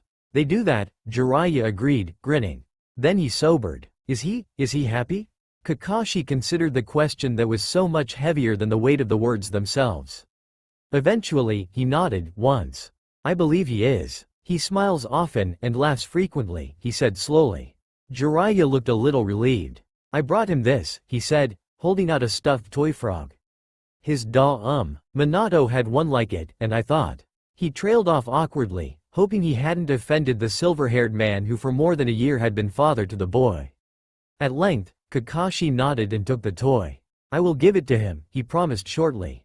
The Sannin nodded, before his face split in a grin. Hey, don't think I've forgotten you, kid, he added loudly. Kakashi winced. If Naruto woke up, this idiot legend could be the one to settle him again. As your father's friend and your son's godfather, it is my sacred duty to introduce you to certain aspects of life, he declared. Kakashi took a moment to wonder when exactly he'd given permission for Jiraiya to become Hitaki Naruto's godfather, but shook it off as a lost cause. Something orange and rectangular was shoved into his face. Blinking, Kakashi cautiously took the object, looking at it with a measure of curiosity. Then he lobbed it right back at its owner, hissing like a demon, there is a child in the house. He can't read, Jiraiya protested, snatching the book out of the air. Kakashi raised his chin. Can too, he said stubbornly and childishly. Jiraiya blinked. Already? He said. I've been teaching him, Kakashi admitted. And I don't want porn in this house. Come on, Kakashi, wheedled Jiraiya. This new series I've got, Icha Icha. It's already a hit. You're 18 now, you should have some fun. Think of it as a belated birthday present. What better way to celebrate being a legal adult in all circles than to do something adult only? There is a child in this house. Kakashi said every word slowly and carefully, enunciating as clearly as possible through gritted teeth. Your godson, by the way. Oh, but if I ever find out he's been exposed to your corrupted teachings of birds and bees, in any form, at any age, I will kill you. Got it? Jiraiya sniffed and put the book back into his pocket. Fine, fine, he grumbled. Such a spoil sport. No fun at all. Well, at least take this one. Kakashi frowned suspiciously at the soft yellow book that was offered to him, but he quickly recognized it as Jiraiya's first book Naruto, which he knew was totally smut-free. He took it carefully. I know you already have your own copy from Minato, but I thought Naruto should have a copy, too, Jiraiya explained. So he can, see who he was named after. Kakashi nodded sharply, hands tightening around the book at the sharp reminder that he didn't name Naruto. Naruto wasn't his, didn't belong to him, this was just an act. Naruto would one day find out the truth and want nothing more to do with him. Why did the thought bother him? Why was his chest aching again? Bloody heartburn? You're probably right, he admitted grudgingly. He sighed and rubbed his temple. Look, not that I'm trying to get rid of you or anything, but I'm really tired, so do you think you could just, leave? Jiraiya grinned at him and opened his mouth to give a typical Jiraiya response. loud, exaggerated and with a dance routine to match, but a small voice stopped him. "Daddy?" The two adults both turned and looked in the direction of the murmured word. Standing at the bottom of the stairs, one hand rubbing his eye and the other holding Oink's tail as the scruffy dog trailed along the floor after him. "Naruto?" Kakashi said, sitting up and unsettling Pakun, who yelped and slid to the floor. "What are you doing up this late?" The blonde hesitated for a moment before his face crumpled and he rushed forwards, meeting Kakashi in the middle of the living room as the older Hitaki stood and walked towards him. "Ha, ba, dweam," he whimpered, holding up his arms. Kakashi didn't hesitate before swinging him up into his arms. "A bad dream?" Kakashi repeated, walking back to the couch and sitting back down on it. Pakun jumped up and curled up on the cushion next to them. "What did you dream about?" He held the trembling boy close as Naruto burst into tears and began to give him a broken description about being chased by big green monsters with huge fangs and red eyes. "And cool, in movin', was Scar," he wailed. Kakashi rubbed his back soothingly, seeming not to notice the snot and tears gradually wetting his chest, soaking through his shirt. "Shush, shush, you just stay right here with me. I won't let any monsters get you, ever." Pwami? Naruto asked, lungs heaving with the after effects of his tears. "I promise," Kakashi said seriously. "Any monster that comes after you, I'll kill before he can touch you. And Pakun can bite their monster ankles." Pakun growled on cue, bristling at an invisible monster. "Right, no one hurts Kakashi's pup." "Grr." Naruto giggled, sounding much happier, and Kakashi ruffled his hair, holding him close to his chest and letting the sleepy 3-year-old fall back into sleep, comforted by his father's warm presence. Jiraiya took in the peaceful picture the two made, well aware and somewhat amused by the thought that he'd been totally forgotten.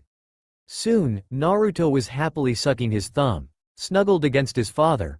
Pakun had placed his head next to the boy in Kakashi's lap, and Kakashi had one hand on the small dog's head and the other arm hugging the blonde child.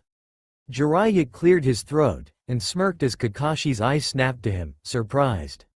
"You still here?" he grumbled after a pause. "I'm going to put Naruto back to bed, okay?" "No, don't want a bed?" Kakashi sighed. He'd been sure Naruto was asleep, and he'd said the dreaded B word. "Crap, Naruto," he began, but it was no use. The blonde had sat up, stubbornly forcing his eyes open and dragging Oink up to hug.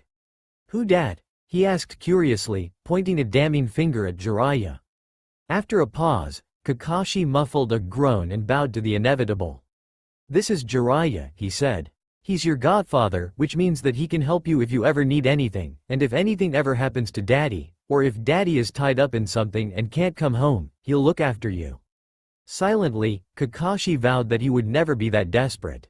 "That's right, brat," Jiraiya said instantly. "You can call me Gigi, huh?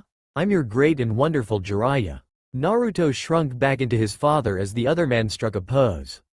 Why did his daddy like so many weirdos? He said at length.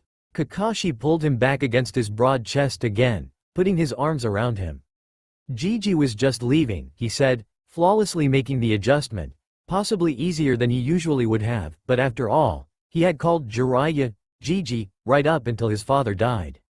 He just wanted to leave a couple of presents. "Here, he brought you a new toy, see?" He offered the child the stuffed toy frog Jiraiya had brought him. Naruto's blue eyes lit up. "Froggy," he cheered, reaching for it. "Ring Froggy." Kakashi sighed. Orange and a frog. Of course Naruto would love it. He carefully avoided Jiraiya's eyes and lifted the yellow book the Sannin had also brought. "He also gave you this," he said quietly. "It's a book about a ninja named Naruto." Naruto frowned. "Me Nam. Yes, your name," Jiraiya agreed before Kakashi could say anything. "In fact, you were named after the ninja in this book. Written by me, the great Jiraiya, Toad Sage, legendary Toad Sannin of Daddy?" Here, Naruto proved that he wasn't paying the slightest bit of attention and appealed to his father. "Read, please, for ICP?" Kakashi sighed yet again, but consented to lie back and let Naruto curl up on his chest. "Alright, but only a little bit, and then you have to go back to bed," he cautioned. Naruto nodded sleepily, and with an amused glance in a miffed Jiraiya's direction, Kakashi opened the book and began to read. The land of fire was in chaos. War had spread to every corner, and the once great nation was struggling to find its feet even as disaster ravaged it like a raging fire. Growing in the midst of this mayhem, safe for now in his hidden village, was a boy named Naruto. Kakashi awoke with a jolt. It was about 4 a.m. His internal alarm clock was blaring, waking him in time for, what did he need to do today? Oh, the Hitaki groaned and debated rolling over and falling back to sleep, but a warm weight on his chest made him freeze. Looking down, he saw Naruto and Pakun tangled together, fast asleep. A glance around reminded him that he was in the living room, lying on the couch. His hand, dangling off the edge of the couch towards the floor, was resting on the cover of the book Naruto, which was open. Jiraiya was snoring in the armchair nearby. Sighing, Kakashi tapped Pakun until he woke up and said very quietly, "Hey, you can go. I won't need you today. Thanks for hanging around." Pakun yawned widely, showing his fangs, and nodded sleepily. "See ya, Kakashi," he slurred, disappearing with a pop. Stifling a yawn of his own, Kakashi looped his arms around Naruto and lifted him, cradling the soft body close as he sat up before gently laying him back on the couch and draping the blanket that was hung over the lamp. How'd that get there? Over his son to keep him warm. Within 15 minutes, he'd toileted, shaved, dressed and returned to the living room ready for the day. Walking quietly past the sleeping parties in the room, he made his way to the kitchen. Once there, he quickly stacked 3 pre-made bento boxes, and dug in the fridge for some food for himself. He ate quickly over the sink, ignoring the taste of the 3-day-old cold noodles, and tossed the empty container into the sink once he was done. Next, he pulled together a few sandwiches for Naruto's own breakfast and wrapped them in brown paper, stowing them in a pocket in his Junin vest. He was still in shock, really. He couldn't believe the Hokage was making him do this. His mind absently wandered back 3 days. It was with some measure of trepidation that Kakashi answered the summons to the Hokage's office. "Ah, Kakashi." Sarutobi smiled at him as he walked in. Come in, come in. How have you been?" Kakashi took a few steps further into the room. "I left Naruto at the park with Sume to watch over him, sir," he said pointedly. Thankfully, Sarutobi got the message. "To business, then," he said. "I would like for you to take a genin team this year." Kakashi was sure he'd misheard. "That's funny," he said. "Really? I'm not joking. I have assigned you Squad 11. They graduate the day after tomorrow." The Hokage's face was serious. Kakashi took a step backwards. "But what do I do with Naruto?" he asked, feeling lost. Sarutobi raised an eyebrow. "I'm sure you'll figure out something," he remarked. "But sir, I'm not the teaching type." Kakashi protested. "Not a negotiation," Sarutobi said pleasantly. "Be at the academy, day after tomorrow, to meet your team. Don't be late, now." "Funny," Kakashi muttered, ignoring the sting as the words reminded him of a certain always late Uchiha. So what if Kakashi had been a little late to some things recently? It was hard to keep to schedule when you have a toddler in the house. What the hell was he in for? 3 days later, Kakashi repeated the mental query to himself. What the hell was he in for? He'd met the brats yesterday, and compared to them, Naruto in a tantrum was a downright angel. He'd actually had to grab the girl before she was shoved off the edge of the roof by the 2 boys wrestling. Quickly stuffing a few things into his backpack, he filled Naruto's sippy cup with cold orange juice and moved out to the living room once again. Unceremoniously, he kicked Jiraiya hard in the shins, and the older man jerked awake with a strangled shout. "What the hell, brat?" he hissed, squinting at Kakashi. Kakashi smiled innocently. "I have an early appointment. You have to leave," he informed the Sannin. Jiraiya's eyes lit up. "I could watch Naruto for a bit, if you're busy," he offered hopefully. "Not a chance," Kakashi said flatly. Out. By the time he'd kicked a stumbling and swearing Jiraiya out of his house, it was 5 a.m. Kakashi took a deep breath, knowing that he was supposed to be meeting his genin right now. "Ah, well, Naruto," he said gently, kneeling next to the couch and rubbing the boy's back. "Time to get up, pup. Let's go. You and I are going to test a trio of imbeciles." Naruto moaned a little and tried to curl tighter into a ball. Kakashi chuckled and carefully lifted him. "Come on, let's get you dressed." Half an hour later, Naruto was dressed and sleeping on Kakashi's shoulder while he stalked towards a group of tired, impatient children. You're late, sensei, accused one of the guys. What was his name? Kakashi really didn't care. From now on, he could be Whiner. Sorry about that, Kakashi said, his tone suggesting the opposite. I got a little held up. Someone didn't want to wake up. He felt Naruto slipping and hoisted him higher on his hip. The other guy spoke up. Hey, what's that? Okay, he could be moron. This is a child. You may have seen one before. Konoha has quite an infestation of them. Kakashi's tone was light but dripped with dark sarcasm that screamed the warning, you're going down. The kids didn't seem to get it. Okay, but why is it here? The girl asked haughtily. Now, what to call her? Impudent brat who was questioning her superiors. Nah, that was too long. Just, brat, would do. First of all, he growled with some bite and enough killer intent to make the trio cringe. If any of you ever calls my son it again, I'll feed your innards to my dogs and laugh as you scream. I don't care if you're bloody genin wannabes, no one screws with my family. There, that seemed to get his point across quite nicely. The children were shivering in their sandals. Whiner looked slightly green, while Brat looked on the verge of saying something dumb. Sure enough, she soon opened her mouth. My brother will, she began hotly, and Kakashi rolled his eyes. I outdrank him, he interrupted. She looked affronted. How do you know? She demanded. Kakashi raised an eyebrow. Does your brother happen to be the Hokage? He asked. She shook her head. Then I outdrank him. There was a pause while Kakashi let this sink in, before he let the key disappear suddenly and made an effort to appear more human. Okay, now that that's cleared up, he began, let's do this. You see these bells? He held up the twin silver objects and began rapidly explaining the basics of a typical bell test, such as he himself had been tested with. But, what about the kid? Moron asked when Kakashi gave the order to begin. Kakashi raised a silver eyebrow. Oh, don't worry about Naruto, he said lightly. It won't make any difference. Just pretend he's not here. Naruto, having heard his name, began to shift, rubbing his eyes sleepily. Daddy? He mumbled. MCP. Go home, now? Soon, Naru, soon, Kakashi assured him. I know it's early. You just go back to sleep and let daddy deal with the extras. Are you kids going to attack, or are you planning on just standing there staring like codfish? Not unexpectedly, it was Moron who attacked first, with a head-on charge typical of the race of the Moron. And Kakashi rolled his eyes before dodging it with grace. Naruto barely noticing the movement as he buried his face in his father's shoulder and nodded off again. Whiner was the next to attack, lobbing a series of sharp objects at the Junin. Again, Kakashi simply sidestepped, right into Brat, who was waiting with a glinting silver sword. The adult was pleased to see her holding it reasonably well, but when she attacked him, it was with an obvious, clumsy stroke that he could easily block with a kunai he grabbed from his pouch. Unfortunately, the movement required to pull out the weapon jostled Naruto into wakefulness rather abruptly. In an instant, the blonde screwed his face up and began to cry, signaling his displeasure in a typical tired toddler fashion.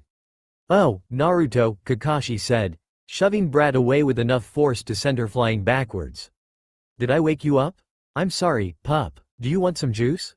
Juice? Naruto repeated hopefully, looking up from his tears. Kakashi handed him his brightly colored sippy cup, and Naruto took it eagerly. Kakashi lowered him to sit cross-legged on the grassy ground and patted his back, saying, You just stay put while I scatter some pansies, okay?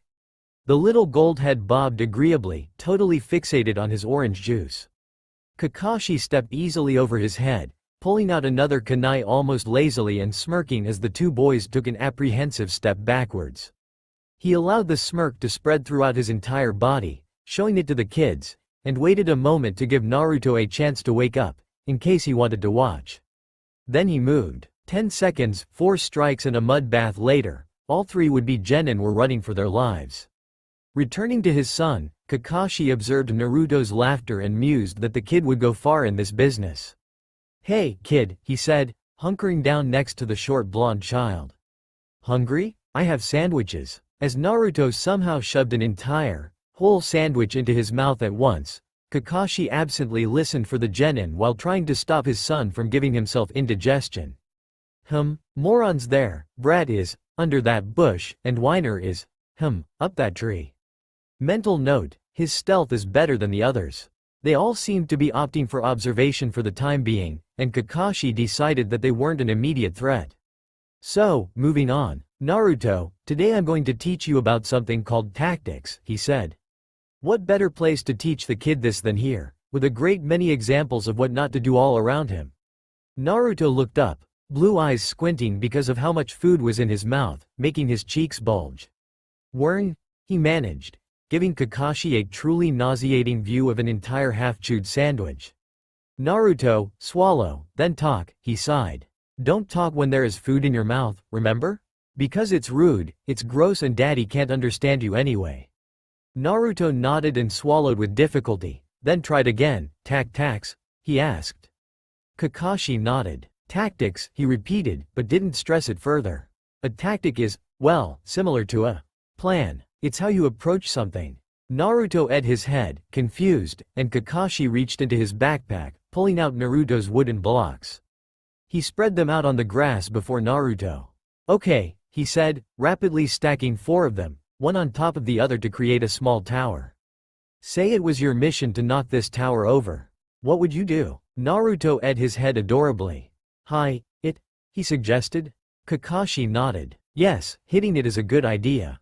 But where would you hit it? Remembering you want to make all the blocks fall over. Where would make all the blocks fall? He watched as Naruto considered, turning back to the tower to examine it. Eventually, he came up with his answer and said firmly, Boum-un. The bottom one? So, your plan, Kakashi stressed, is to hit the bottom block, and so make all of them fall over? Naruto nodded, and he ruffled his hair. Good work. Yes, that's a good plan. That is an example of a tactic, see? For a second the Junin thought Moron was going to make a move, but the next instant the hint of movement died, and he refocused on Naruto. What if you wanted to knock the tower over, but you couldn't hit the bottom one? There's something blocking the bottom one so you can't touch it? Naruto looked over the tower again, taking a little longer this time. Kakashi hoped the exercise wasn't confusing him. But eventually the little head nodded firmly as the child sat back on his bottom again. He said, pointing at the block second from the bottom. Kakashi nodded, half kneeling next to him. Very good. Now, what if? He stopped as a twig snapped loudly and someone swore about, 10 feet behind him and rolled his eyes. Moron was on the move. And would have continued if not for the way Naruto's eyes snapped to Moron, absolutely livid, and snatched up one of the unused blocks in his right hand. Shut up, tryna lean, he screamed, throwing the block as hard as his little limb could hurl it. Kakashi blinked when he heard a thunk crack and a howl of pain as it hit, followed by a thump as Moron tumbled to the ground. He held himself perfectly still, staring at the now smug expression on Naruto's baby face. I'm not going to turn around, he said slowly and loudly enough for Moron to hear him, because if I do, I'm going to see a wannabe genin who has been downed by a 3-year-old. That kid has one hell of an arm on him. Moron grumbled, clothing rustling noisily as he sat up. OWW. Kakashi was mildly surprised. Oh, you're still awake then? Not one of your best throws, Naruto. Naruto scowled, first at the genin, then at his father and finally at the blocks on the grass in front of him. Hi, I am WIV da side, stead of da corner. You have to learn to compensate for that, remember? His father reminded him. Naruto's surly look didn't vanish. Stupid bok. Kakashi smiled, not that it could be seen through his mask, and continued, So, Naruto, I have a challenge for you. Say there's a wall around the tower. How do you get to the bottom block to knock it all over? He stood up, dusting off his knees. And on that note, there's a genin or two who have little enough stealth for me to stop ignoring them. Instantly he turned in time to fend off an attack from both Moron and Whiner, each coming from different sides. Without preamble, he cracked their heads together and they dropped like stones. You're going to have to try something different if you want to stand even a snowball's chance in hell of getting these bells, he informed their unconscious bodies. Daddy, I has idea, Naruto said suddenly, and he turned back to the boy. F ya climbed da wa, why cow no, over da boem bok. Or, you cow just no, over da wa too, f it's only, s big, s da tower. Kakashi laughed, and nodded. Yes, that's right, he agreed. Well done, you're getting the hang of this. Hang on, I have a couple of idiots to drop in the river. Saying so, he bent and lifted the weakly struggling boys he'd bashed together and ambled happily over to the nearby river, where he proceeded to toss them into the icy water. I do hope you can swim. Next time, try something new. How's this? Brad asked darkly from Naruto's direction. Kakashi spun around in time to see her fly at his son, kunai out, ready to slash at the toddler, and a second later he was there, grabbing and twisting her wrists, throwing her away, slamming her against a tree trunk and leaning close to speak in her ear. Didn't I already warn you, he said darkly, what happens to people who attack my son? Sitting among his blocks, Naruto grinned. This was going to be interesting. That evening, Kakashi was humming to himself as he cut carrots to cook for dinner. A thump made him pause, and he leaned back a little so he could peer into the living room, where he'd placed Naruto in a playpen while he made dinner. The playpen was empty, its wooden gate open, a wooden mock kunai abandoned next to the wooden bars.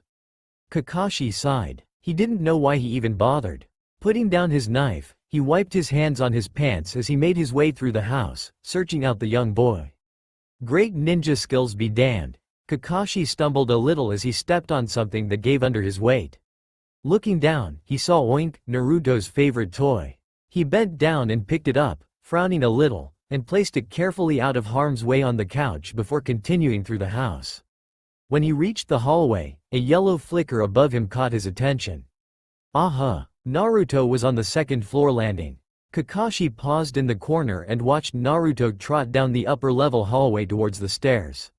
He felt a pang in his heart when he realized Naruto was holding the frog Jiraiya had given him tucked under his arm, where Oink had resided for the last 2.5 years. He shoved angrily at the emotion. Of course Naruto would choose toads over dogs. It was in his blood. He was not and never would be Kakashi's son, and Kakashi needed to remember that. He couldn't allow himself to forget that fact. Jiraiya had more right to him as the kid's godfather than Kakashi would ever have. So why did his chest hurt? It was startlingly painful to watch Naruto stop at the top of the stairs and lift that orange frog plushie high above his head while Oink had been abandoned carelessly on the floor. But then a feral grin split the boy's face and he threw the toy as hard as he could, throwing so that it flew all the way down the stairs and hit the 1/3 from the bottom with a pitiful squeak. Naruto laughed, and Kakashi watched, stunned, as he, carefully, holding onto the rail and moving slowly just like Kakashi had taught him, descended the staircase and grabbed the frog harshly, dragging it back up to the top stair to repeat the whole process. This time he managed to hit the bottom stair, and he laughed delightedly. Kakashi decided to step in and moved into the child's field of view, bending to pick up the toy as Naruto struggled to climb down the stairs as fast as, slow and careful, would allow. I see you're enjoying Gigi's gift, he commented, offering the toy back to the child. Naruto took it and nodded, grinning. Yeah, make fun, squishy sound, he declared. Kakashi smiled a little. So this is how you play with toys, huh? Interesting. I never noticed you doing this with Oink. Kakashi was taken aback at the disgust that was instantly written over the boy's face. Not fro Oink. He my FWIEND, he half-shouted indignantly. No, Ike stupid froggy. Kakashi had to bite back a shout of amusement as he thought of how Jiraiya would respond to that statement. He shook his head at the pouting child. So, what did you name it? He asked, gesturing the toy. Naruto shot him a look that said, are you stupid or something? S.A. Froggy, Daddy, he told him in a no-duh kind of way. Froggies don't has names. Are dumb. Kakashi laughed. A pair walked towards the training grounds holding hands, one tall and silver-haired, the other short and blonde. Kakashi listened attentively as the boy told him in great detail about the outing he'd had with his godfather the day before. Kakashi had finally consented to give him 2 hours with the brat, as Jiraiya was leaving the village today and wouldn't be back for goodness knew how long. Even 2 hours seemed to be enough to expose the 4-year-old to some questionable, purely Jiraiya pastimes, and it was just as well Naruto was so innocent. And then, he did the weird dance thing he does and he stood on his hair and felled over. Arrow Gigi's an idiot, Naruto said matter-of-factly. Kakashi started and began to cough at the address. Arrow? Where did you learn that word? He demanded, thinking it was a good thing Jiraiya was well and truly out of the country by now. Naruto blinked at him. The ladies at the hot springs was yellin' it at him. Kakashi closed his eye. He was going to regret asking this, but they called him Arrow Gigi? No, they called him Arrow something else, but I can remember the something else, so now he's Arrow Gigi. Naruto nodded firmly. Kakashi said, tugging Naruto out of the way of a jogging genin team. Soon, they'd reached the sunny, grassy training field Kakashi favored when teaching his young companion things.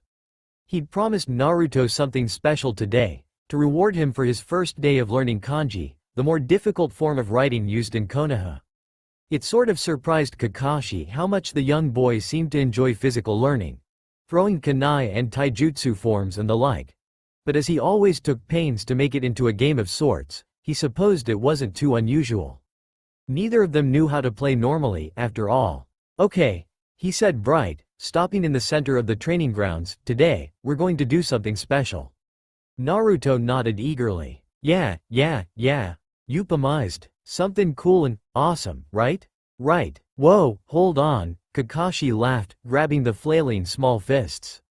Today, I'm going to set you throwing kunai at those targets over there. Instantly, Naruto's face fell. But that's boring, he whined. I know how to do that. You promised something new. Kakashi grinned at the small boy. I did, huh? Well, here I was thinking today I'd teach you how to throw live kunai, but if you'd prefer something different. Naruto's eyes were wide. What's live kunai? He asked. Kakashi reached into his kunai pouch and drew out one of his kunai, the sort he used in real fights, and knelt to put himself on Naruto's level. This is a live kunai, he said, showing it to the child. A little more dangerous than the wooden mock-ups you've been taught with, nay? The odd look on the 4-year-old's face was hysterical as he tentatively reached out a tiny hand to, very carefully, touch the flat metal blade. When his hand came into contact with the cool metal, he jumped and jerked the hand backwards, and his eyes snapping up to Kakashi's. The adult smiled reassuringly, knowing Naruto knew him well enough to read the expression through his mask.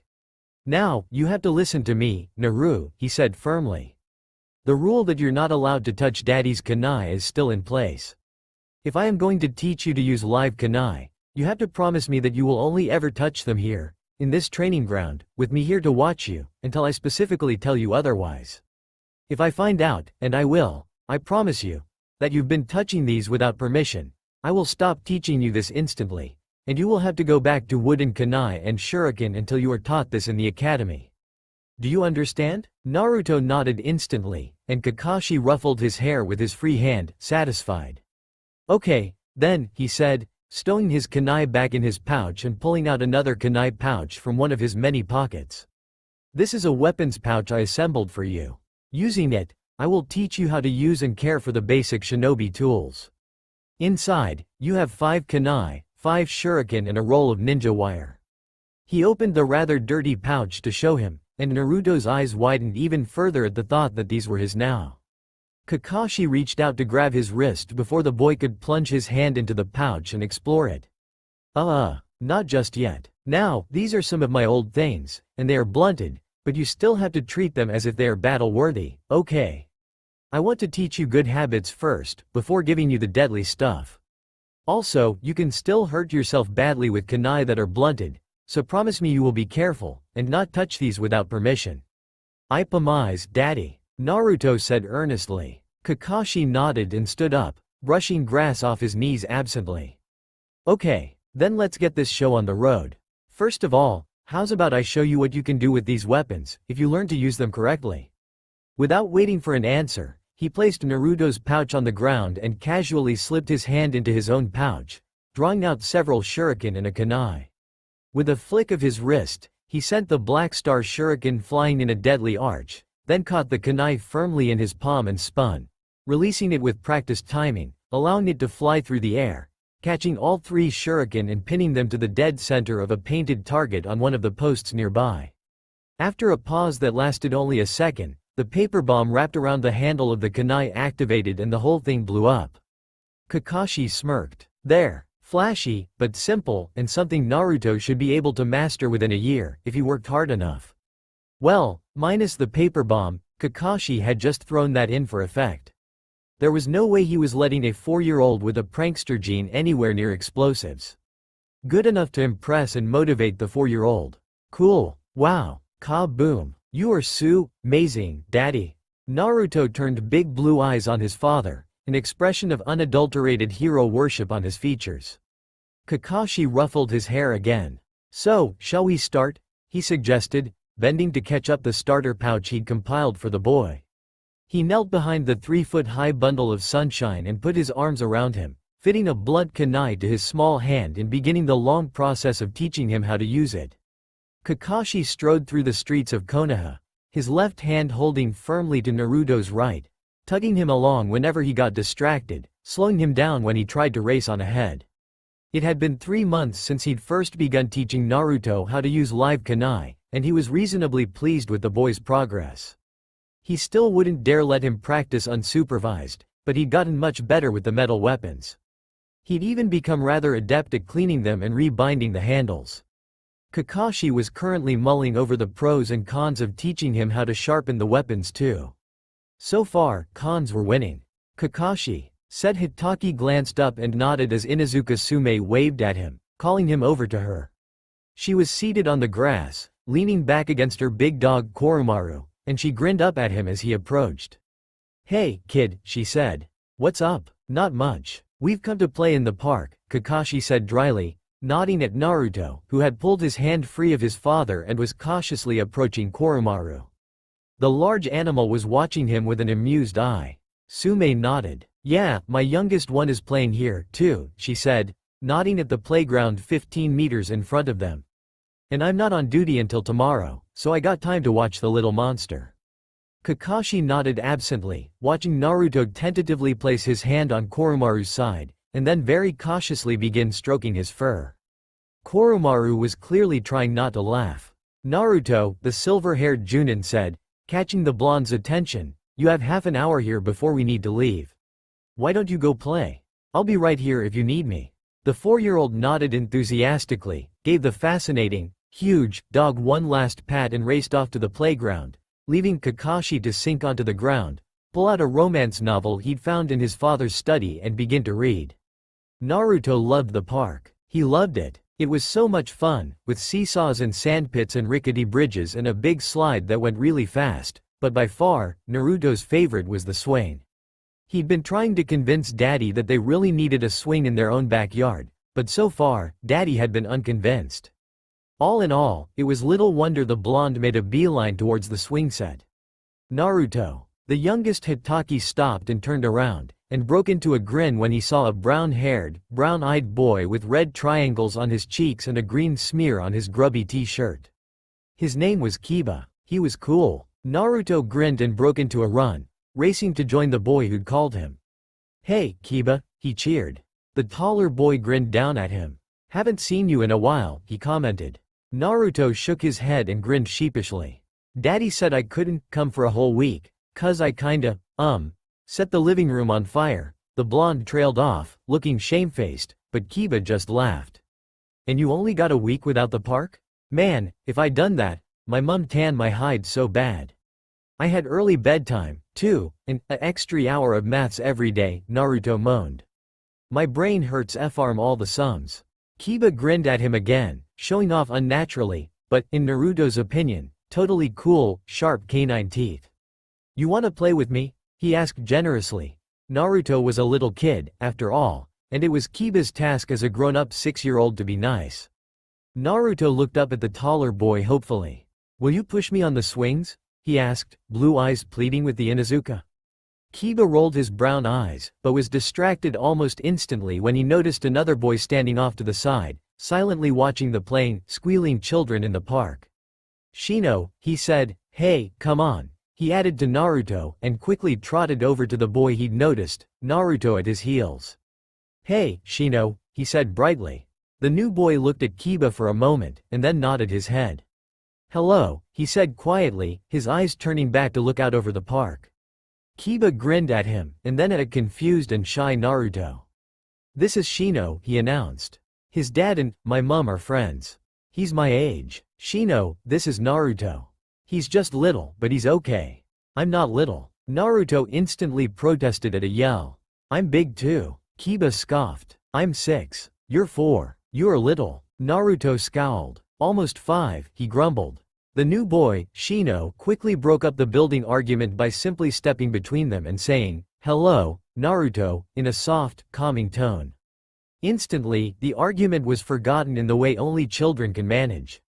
"We're gonna play ninja," Kiba announced. "Wanna play, Shino?" Naruto didn't remember agreeing to this, but decided to go along with it anyway. Playing ninja was fun. Not as fun as when he played learning to be a ninja with daddy, but still good. After a pause, Shino nodded once.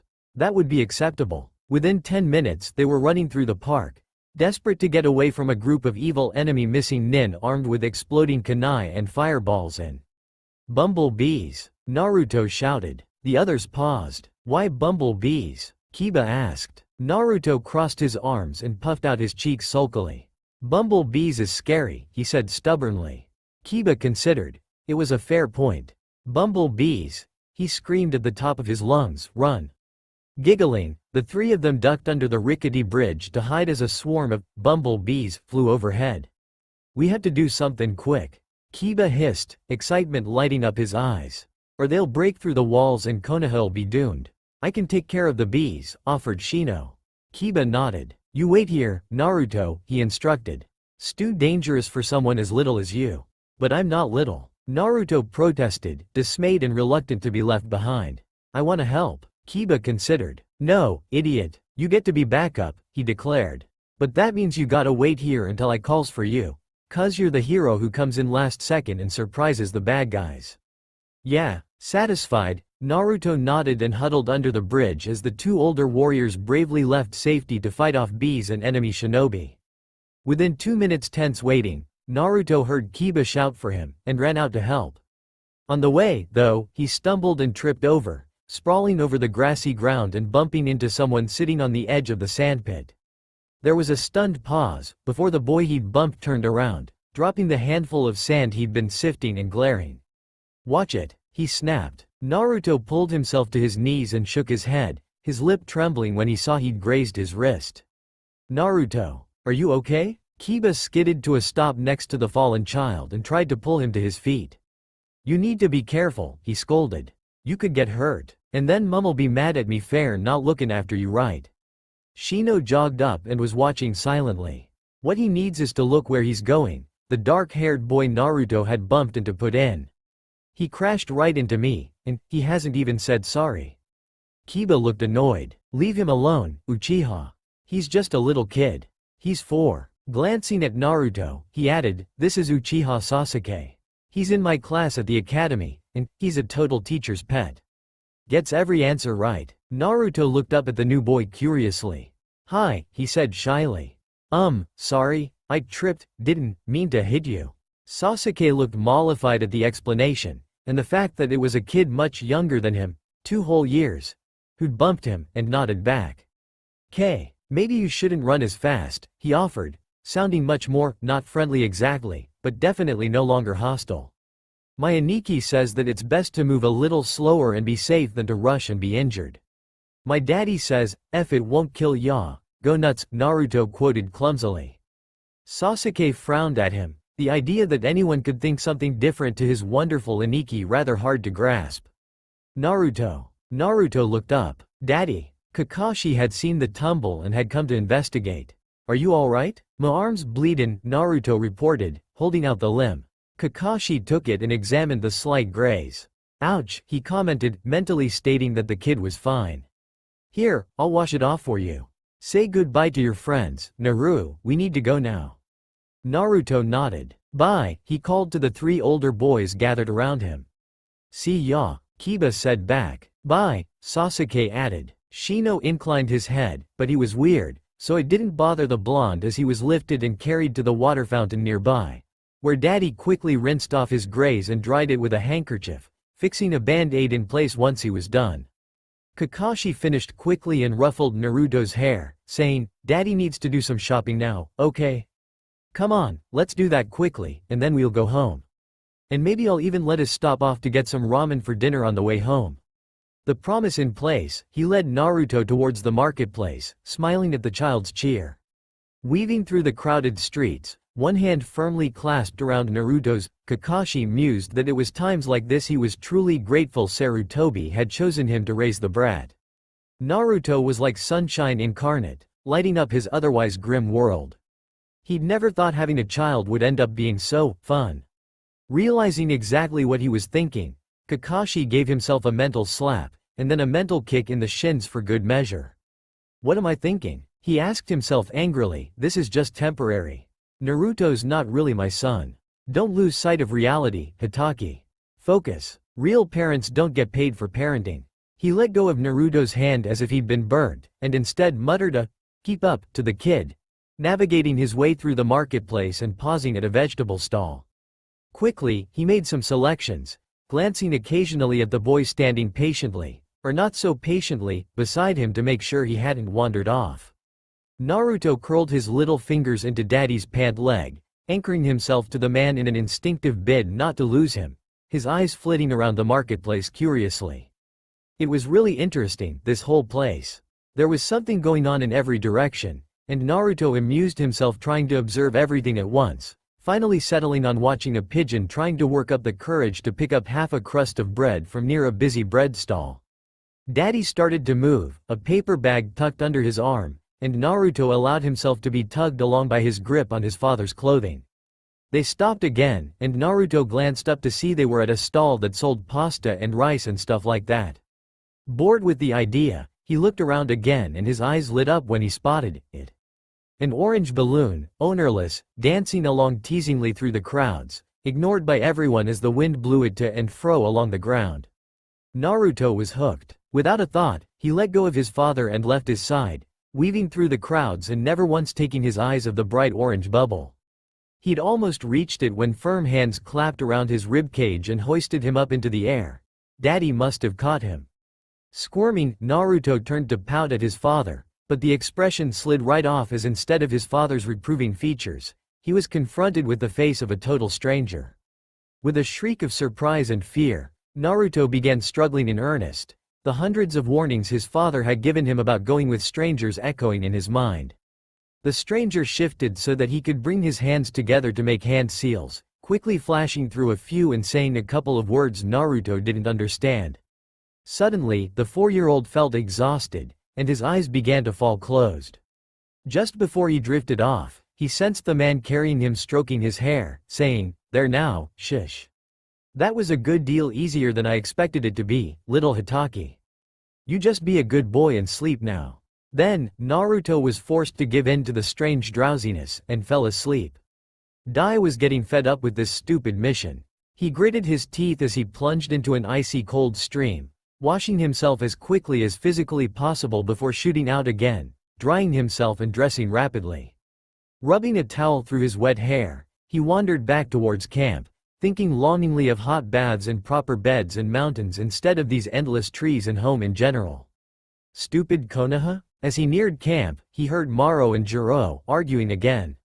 He sighed heavily but didn't pause on his way back to them, tuning in on the conversation as he plonked down next to the burned-out fire. "I'm telling you, there is no way that will work," Maro snapped. "If you think that Hitaki is stupid enough to leave his house unwarded, I can bypass any ward," Jiro interrupted, "and it's the only time the bastard takes his eyes off the brat, when he's asleep." "I still say we need to gather more information," Maro argued. "We've been trailing them for 2 weeks. Jiro retorted. "If we wait much longer, we'll be found out. Perhaps we could lure him out," Dai mused boredly. He rolled his eyes at the twin scoffs he received. "No way. Not going to work." And then they were back to arguing. Dai dropped his head on his hands and mused that this was in no way worth what he was being paid for it. Like a silent ghost, a new figure darted into their camp. "Pack it up, boys and girls," it said in a sing-song voice. "We're moving out." The other 3 men looked up in amazement as their team leader Kane stood before them, the objective of their mission held tight and sleeping in his arms. "You got him," exclaimed Jiro. "How?" frowned Dai. "You better not have raised the alarm," Kane threatened Maro. Kane shifted the child in his arms and waved the concern away. "Nah, but I'd advise we move out before his father realizes he's gone, hey? Come on, hustle." The others all winced at the thought and quickly set about demolishing any trace of the camp. Within 5 minutes, they were on the move, heading back to their village. Kakashi was halfway through buying milk and butter when he glanced down and didn't see Naruto standing obediently beside him. His heart leapt in his chest, and for a moment, Kakashi fell victim to absolute panic, spinning and scanning the area around him frantically for the sight of the small, yellow-haired child. He couldn't see him, and for a moment the panic threatened to overwhelm him, but then his ninja training took over and he forced the feeling back. Calm down. He can't have gone far, he reasoned with himself. Without a thought, he set his groceries down right there and striding away through the bustling market, eyes scanning the area rapidly. He stubbornly fought down the sick feeling in his gut, as well as the horrible what-ifs circling in his mind. When it became apparent he wasn't going to find the kid easily by himself, he bit into his thumb without hesitation and flashed through a series of hand signs before slamming his palm down on the ground firmly. With a flash of chakra and a small cloud of smoke, Pakun appeared. "Yo," the pug said. "What's up?" He paused, sniffing the air. "You smell worried, Kakashi. What's happened? Where's the little one?" "That's the problem, Pakun," Kakashi said, bristling at the accusation. "He's lost. And I do not smell worried. I'm a seasoned shinobi, I don't worry." "Whatever you say, boss," Pakun snorted. Then what the man had actually said clicked and his head jerked up, mild panic filling his eyes. "Wait, did you say missing? Then why are we just standing here? Let's find him." Kakashi nodded and Pakun scrambled to his paws, shoving his nose down into the dirt to search for the well-known smell of his master's puppy. Him, the pug hummed to himself as he led Kakashi through the marketplace, unconsciously tracing the shopping route Kakashi had taken. "Yes, okay, so he was still with you here, and then you turned this corner, he's still with you, and then you stopped at this stall here and, What?" Kakashi demanded, then winced at how anxious he sounded. "What do you smell?" He tried again, managing to sound much more controlled. Pakun glanced at him and continued tracking, even as he answered. "Your scent stays there, by the stall, but his wanders over this way, by itself." He must have seen something that caught his interest, or something. Kakashi nodded. That was likely. Naruto had just wandered away, and was probably even now searching blindly for his daddy, frightened and tired, but unharmed and in no danger. A small amount of relief spread throughout the Hitaki, even as he felt guilty. He hadn't noticed the kid's absence for more than 15 minutes. Then, oh no, shit, Pakun snarled, hackles rising. Kakashi twitched. "What?" he snapped, not caring this time how anxious he sounded. Pakun looked up at him with serious chocolate eyes. "Kakashi, he was taken," he said seriously. Kakashi felt his heart freeze. "What do you mean?" he asked in a low voice. The dog closed his eyes. "I mean, someone took him, Kakashi. Someone picked him up and carried him away. Foreign scent." There was a pause as that sunk in. Pakun looked up to see the visible skin on Kakashi's face was paper white. "No," he whispered, and took off top speed. Naruto blinked groggily, shifting slowly. His head hurt, his throat was dry, and above all he missed Daddy. It took him a moment to figure out why he was feeling so miserable and frightened, before he remembered what had happened before he had fallen asleep. Instantly, he gave a distressed cry and began to move, writhing in his spot in an attempt to sit up. It took him a long moment to realize that someone had draped a rough blanket over him, and he began to cry plaintively. Instantly, a shape moved towards him and touched him gently, and Naruto flinched violently. He cracked his eyes open to see a red-haired man with scars crisscrossing his left cheek. "What's wrong with it?" the red-haired man was asking, but he wasn't looking at Naruto. No, he was looking over the small body of the others gathered there. Naruto spun his head, taking in all of them, black hair, brown hair, green hair, and began to cry harder. "Might be scared," offered black hair. "I sure as hell would be. It's probably thirsty. The sleep jutsu does that," green hair said dismissively, unscrewing the cap of a bottle. He grabbed Naruto and forced him to sit up, kneeling behind him and weaving his hand through gold hair, tilting the child's head back and forcibly placing the bottle at his lips. "Drink, you brat," he added roughly. Naruto gagged and spluttered, managing to swallow some but not nearly all of the cool, metal-tasting liquid that flooded his mouth. The rest splashed down over his front, soaking his shirt through. His tears leaked faster and he struggled against the cruel grip on his hair, desperate to be free. "Hey, Maro, how's about you don't drown the kid?" Brown Hair said, tugging Green Hair away and smiling at Naruto gently. "Hey, your name is Naruto, right? I'm Kane. It's okay now. You just be good, and no one will hurt you. I want dad die," Naruto choked, curling into a defensive ball. The adults exchanged glances and leers. "Do you now?" Black Hair droned. "Fat chance," Green Hair snapped, "not after all the trouble we went to get you away from bloody Hitaki." "You're not going to be staying with your daddy anymore," Red Hair said quietly. Naruto froze. I'm not?" he asked haltingly. Kane shook his head. "No," he said gently. "Look, this is Dai." He pointed at Red Hair, Maro, Green Hair, and Jiro. "Black Hair. We're ninja from Kumokagore. We're here to take you home. Don't you see? You were born in Lightning Country. You belong with us." "Yeah, we totally have claim to a Hitaki," Jiro said enthusiastically. "No way are we giving that up. No matter what bastard wants his baby home with him," Maro added snidely. "Shouldn't have screwed around with a lightning girl in the first place, should he?" "Little harsh, Maro," Dai commented dryly. Naruto stared around at them all, uncomprehending. "But, I don't want to leave daddy," he said, his lips trembling as tears threatened to fall again. I love daddy." There was an awkward pause. "He'll forget," Kane said confidently. Then, to Naruto, "Come on, kid. Enough of a break. We need to keep moving." Naruto watched the man reach out to grab him, and just like that, his fear and uncertainty vanished. In its place was a sort of quivery determination that filled his whole body. They wouldn't take him. He wouldn't let them, and then daddy would come and kick their butts. His blue eyes narrowed and he quickly scrambled to his feet, falling into a taijutsu stance his daddy had taught him. The next second, Kane grabbed for him, and the fight began. Kakashi slammed into the Hokage's office, totally bypassing both the secretary in the foyer and the Chunin guards stationed outside the office door, Pakun hot on his heels. "Naruto. He's been abducted," he burst out, cutting right across what looked like a briefing for a mission. The Junin squad all looked rather affronted, and then shocked and sympathetic as they realized why exactly their fellow Junin had interrupted. Sarutobi paused for a moment to gather himself. "Kakashi, calm down," he said firmly. "What has happened?" "Naruto has been abducted, taken out of the village," Kakashi repeated agitatedly. "Don't know who or why, but they were in the marketplace, and I looked away for a second, and Pakun says they grabbed him right there. Please, Hokage-sama, grant me leave to leave the village. I need to find him." Sarutobi blinked. "Wait," he said. He turned to the Junin team gathered in his office. "You can go, you have your orders," he said. The four Junin nodded and disappeared, leaving Kakashi and Pakun alone with the old man.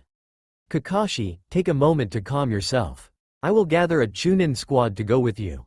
But, Kakashi began to protest the delay, but a look from Sarutobi silenced him. "Please hurry," he murmured. The half an hour he was forced to wait while a team was assembled and briefed was easily the most tortuous, the most painful he had ever experienced, including that time when he was being interrogated in Iwa and they'd poured acid over his body. Finally, it was time to leave. Kakashi jerked to his feet and swept his eyes over the three Chunin assembled. Pretty good for a last-minute thing, but not the ninja he would have chosen if he could have. Kurenai, one of the kunoichi from his age group, all set for the Junin exam next month, and two people Kakashi knew only by sight and name, Kamizuki Izumo and Hagane Katetsu, 18, relatively new to being Chunin. Kakashi fidgeted as the Hokage gave them a few last-minute orders and was out the window before Sarutobi had even completed the word, "Go." It was a moment before the Chunin realized what had happened, and they exchanged confused looks, but the Sandame just sighed and waved them after him. "Catch up if you can," he advised. Then they were off. Naruto sank his teeth into the arm that reached towards him, throwing a punch at the near body of the big man. When he tasted blood, he let go instantly, spitting and gagging, only just computing Kane's cry of pain as he did so. "Ah, the feral little son of a bitch," he shouted, clapping his hand over the perfect ring of teeth marks he now had bleeding on his arm. "That's gonna scar, you fucking son of a bastard, you mean," Maro corrected, eyes fixed on the panting 4-year-old who was standing slightly clumsily in his best fighting stance. Of course Hitaki would teach Ickle Bastard a few fighting moves. Damn it. Well, wasn't Daddy Hitaki already, like, a genin by the age of this runt? Dai asked. We could have a fight on our hands. Bah, Jiro scoffed. He's still just a kid. Grab him. While they were talking, the four of them had circled around Naruto, forming a 4-point ring to hem in the wide-eyed child. Naruto spun his head, searching for an escape route, and just barely managed to dodge out of the way when Maro made a lunge at him. Just like WIV Daddy, the blonde thought to himself grimly, ducking under Kane's arms to deliver a punishing kick to the shins. Somehow, it wasn't even remotely fun, unlike when he played like this with Daddy. Daddy? Naruto choked on a sob as arms enveloped him, and he began to claw at them, squirming, biting, kicking, elbowing and punching to get loose. Somehow, he slipped through the arms and fell to the ground. I won, go WIV them. I can. Dai had a hold on him now, hoisting him into the air by his arms and crushing him against his chest. So all the little teeth could find to bite into was a tough Junin vest. Naruto squirmed desperately, reaching, stretching. I just has to hold on. He felt his hand brush the coarse material, and jerked, managing to slide that crucial inch and a half closer. Daddy will come. He's gonna come get me. He promised. Little fingers curled around a hard cylinder, and Naruto blinked to rid himself of tears before jerking his hand back, inadvertently driving his elbow into Dai's right tricep. Dai didn't even notice, being too preoccupied with a squirming body and flailing legs. Daddy, please hurry. I'm frightened. This last mental plea echoing in his mind, Naruto gritted his teeth and swung his arm, driving his clenched right fist with all his might against Dai's hip, the only place his short arms could reach in his current position. It worked. Dai swore loudly and Naruto was once again dropped to the ground, where he dragged himself to his feet and fell back into a wobbly, ready, stance, stolen kunai held out before him, red blood dripping off it slowly. Fucking brat, he stabbed me, whined Dai. Kane, that sleep jutsu of yours would be good around about now, Jiro prompted, taking a step forwards and jerking back as Naruto slashed at him. The men looked angry now. Naruto was trembling, more frightened than he'd ever been as he tried desperately to stand tall and be brave. Daddy? Pakun led the retrieval team through the trees at breakneck speed, the scent of the kidnappers fresh enough for him to follow it easily. Kakashi was right on his tail, almost literally, to the point where he was glad he didn't have a long bushy tail like Ryu or Shiba. If he had, it would have already been trodden on by his frantic master. Kakashi was himself more frightened than he could ever remember being. The day Obito died, the Kyuubi attack, every single assassination, it all paled in comparison to this feeling. What would he do if Naruto was gone? Dead, or lost to him forever? No. Kakashi shoved that thought away. He wouldn't let that happen. No matter what it took, he would get Naruto back. He wouldn't let anyone steal his son from him like this. The Junin missed a beat as he realized his thoughts, and a second later his mind settled into a sort of grim understanding. Yes, Naruto was his son. Nothing would ever change that. He'd raised, cared for, fed, nursed, loved. Yes, he truly loved him. More than anything. And now, paternal instinct was rearing in him, ugly and animalistic. He would tear apart the ones who dared to take his son from him. That was a promise. He just regretted that it took something like this for him to realize it. Cursing himself for not seeing, not understanding, for never telling the boy, his son, just how much he meant to his daddy, Kakashi gritted his teeth and put on another burst of speed, making Pakun yelp and begin to pump harder, trying to keep pace. Keep up. The Hitaki snarled back at the winded Chunin following him, not caring one jot that they were growing tired. Not far now, Pakun panted at him, glancing at him long enough for Kakashi to spot the fire in his usually gentle eyes. The pug was as angry as he, well, almost as angry as he was.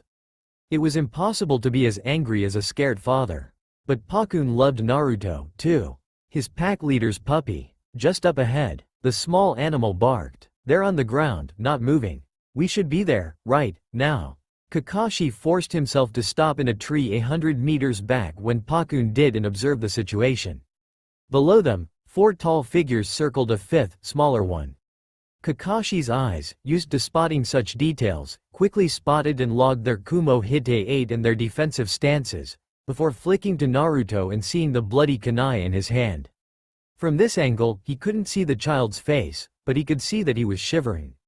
Several of the men were bleeding, and Kakashi felt a stab of pride despite everything. "That's my boy." The man with brown hair was flicking through hand signs, and suddenly there was a flare of chakra and Naruto gave a distressed cry before crumpling. The man with green hair caught him and lifted him roughly, slinging the limp body over his shoulder carelessly. Kakashi leant forwards and snarled, sounding more like a dog than Pakun did, and launched himself right into the midst of the kidnappers. Hite ate up, Sharingan glowing in angry red, a deadly, demonic fury written across Kakashi's whole stance. There was just enough time for one of the fucking deadmen who dared to touch his son to say in a slow "Okay, what do we do now" tone, "Shit." Before, for the first time since Obito had died, Kakashi lost himself to anger. Kotetsu was running, trying to catch up with his crazy squad leader, when suddenly the beautiful woman, Kurenai, wasn't it? That was on their squad caught him around the shoulders and sent them both crashing to a stop on a tree branch. Izumo banged into them from behind. "What?" Kotetsu began, but Kurenai just pointed ahead and below them. One glance, and both teenagers were suddenly highly relieved she had stopped them. The carnage was unbelievable. Within 10 minutes, the horrible sounds below them stopped, and Kotetsu felt it was safe to uncover his eyes and look again. Kakashi Senpai was kneeling in the middle of the bodies of the men he'd fought, slaughtered, cradling the limp body of the kid they'd been sent to recover tied to his chest, his face buried in the boy's blonde hair. Kurenai was the first one who dared to move. She knew Kakashi, so she felt a measure of reassurance in the thought that he probably would recognize her before he attacked her. She had seen ninja in this state before, and knew that it would take very little to set him off again. Cautiously, she jumped down from her tree branch, landing lightly before him. Kotetsu and Izumo watched her as if she were crazy. "Kakashi?" she called, not moving any closer. For a long moment, he didn't respond, but just as Kurenai was preparing to back off and give him some time to try and drag his mind back together, his head lifted and he looked directly at her. To her very great relief, he didn't seem angry any longer, rather, frightened and grieving. Then, the moment passed and, like a switch had been flipped, Kakashi the father was put away and Kakashi the shinobi was back. "Kurenai," he said, his voice perfectly level as he raised a hand to pull his Hite down over his Sharingan eye. He didn't let go of Naruto for a second. Naruto, is he?" Kurenai was afraid to ask. Kakashi shook his head, settling back to sit on the blood-splattered ground, heedless of the corpses around him. "He's alive, but I can't get him to wake up," he said, a touch of despair worming its way into his voice. "I think I recognized those hand seals," Kurenai offered. "I'm fairly sure it was a genjutsu. Do you want me to have a look at him?" Instantly, Kakashi's arms tightened around the unconscious boy protectively, but after a moment good sense won out and he sighed, nodding once and laying the boy down in his lap, flicking a finger to call Kurenai over. Understandably, Kurenai hesitated, not very anxious to approach the man she'd just seen tear 4 Junin bigger than himself limb from limb, almost literally. Suddenly, she understood why exactly Kakashi had graduated and been promoted so early. He was brilliant and terrifying, reminding herself firmly that it was still Kakashi, and that he hadn't changed. Just her perception of him. Kurenai moved closer, kneeling before the man. She could sense that he was as tense as a coiled spring as she carefully reached out a hand to examine Naruto, and made sure all her movements were slow and non-threatening. After a moment, she was sure. "It's just a mild sleep jutsu," she reported. "He's fine, not in any pain. I can remove it, but it's safest just to let it wear off naturally. It should only take a couple of hours or so, and he'll wake up feeling like he's just had a nap. Is that okay?" After a pause, Kakashi nodded. Hooking his arms around Naruto and hugging him close again, he stood, saying, "Let's get him home, then. The two boys can gather what's left of them." He jerked his head at the bodies, and up in the tree, Izumo and Kotetsu both winced. Naruto came back to the world groggily, unwillingly. Eventually, he was awake enough to recognize the warmth around him, the iron arms hooked under his shoulders and knees, holding him close to a strong chest, the sensation of movement as the person carrying him leapt between trees. The last thing he remembered was Kane doing that some jutsu thing on him, and him feeling really sleepy, and Naruto let out a choked sob as he realized he must be being carried by one of those horrible men that were taking him away. He began to struggle weakly, tears stinging eyes he had yet to open. The arms hugged him tighter for a moment, and a jolt ran through Naruto as the man spoke. "There now. Don't worry, Naru, I got you." He knew that voice. That was. Naruto's eyes flew open and he looked up at his daddy's masked face, his mouth opening slightly in surprise as relief flooded through him so sharp it hurt. "Daddy," he croaked. Kakashi glanced down at him and responded by holding him even tighter. "I'm here, son. You found me," Naruto mumbled tearfully. "You came. I knew you'd come, Daddy." Kakashi shifted Naruto so that he was held up against his chest, and Naruto put his hands around Daddy's neck and breathed in the comforting smell that was his father, beginning to sob openly. Kakashi just rubbed his back, murmuring in his ear softly even as he continued the journey back to Konoha without breaking stride. "Shush, it's okay, don't worry. I would never let them take you away. I'm sorry I didn't get there sooner, Naruto. I love you. Everything is going to be okay. You're safe now. I love you. I love you, my son." That's all for now. If you enjoy, then please like, share and do comments.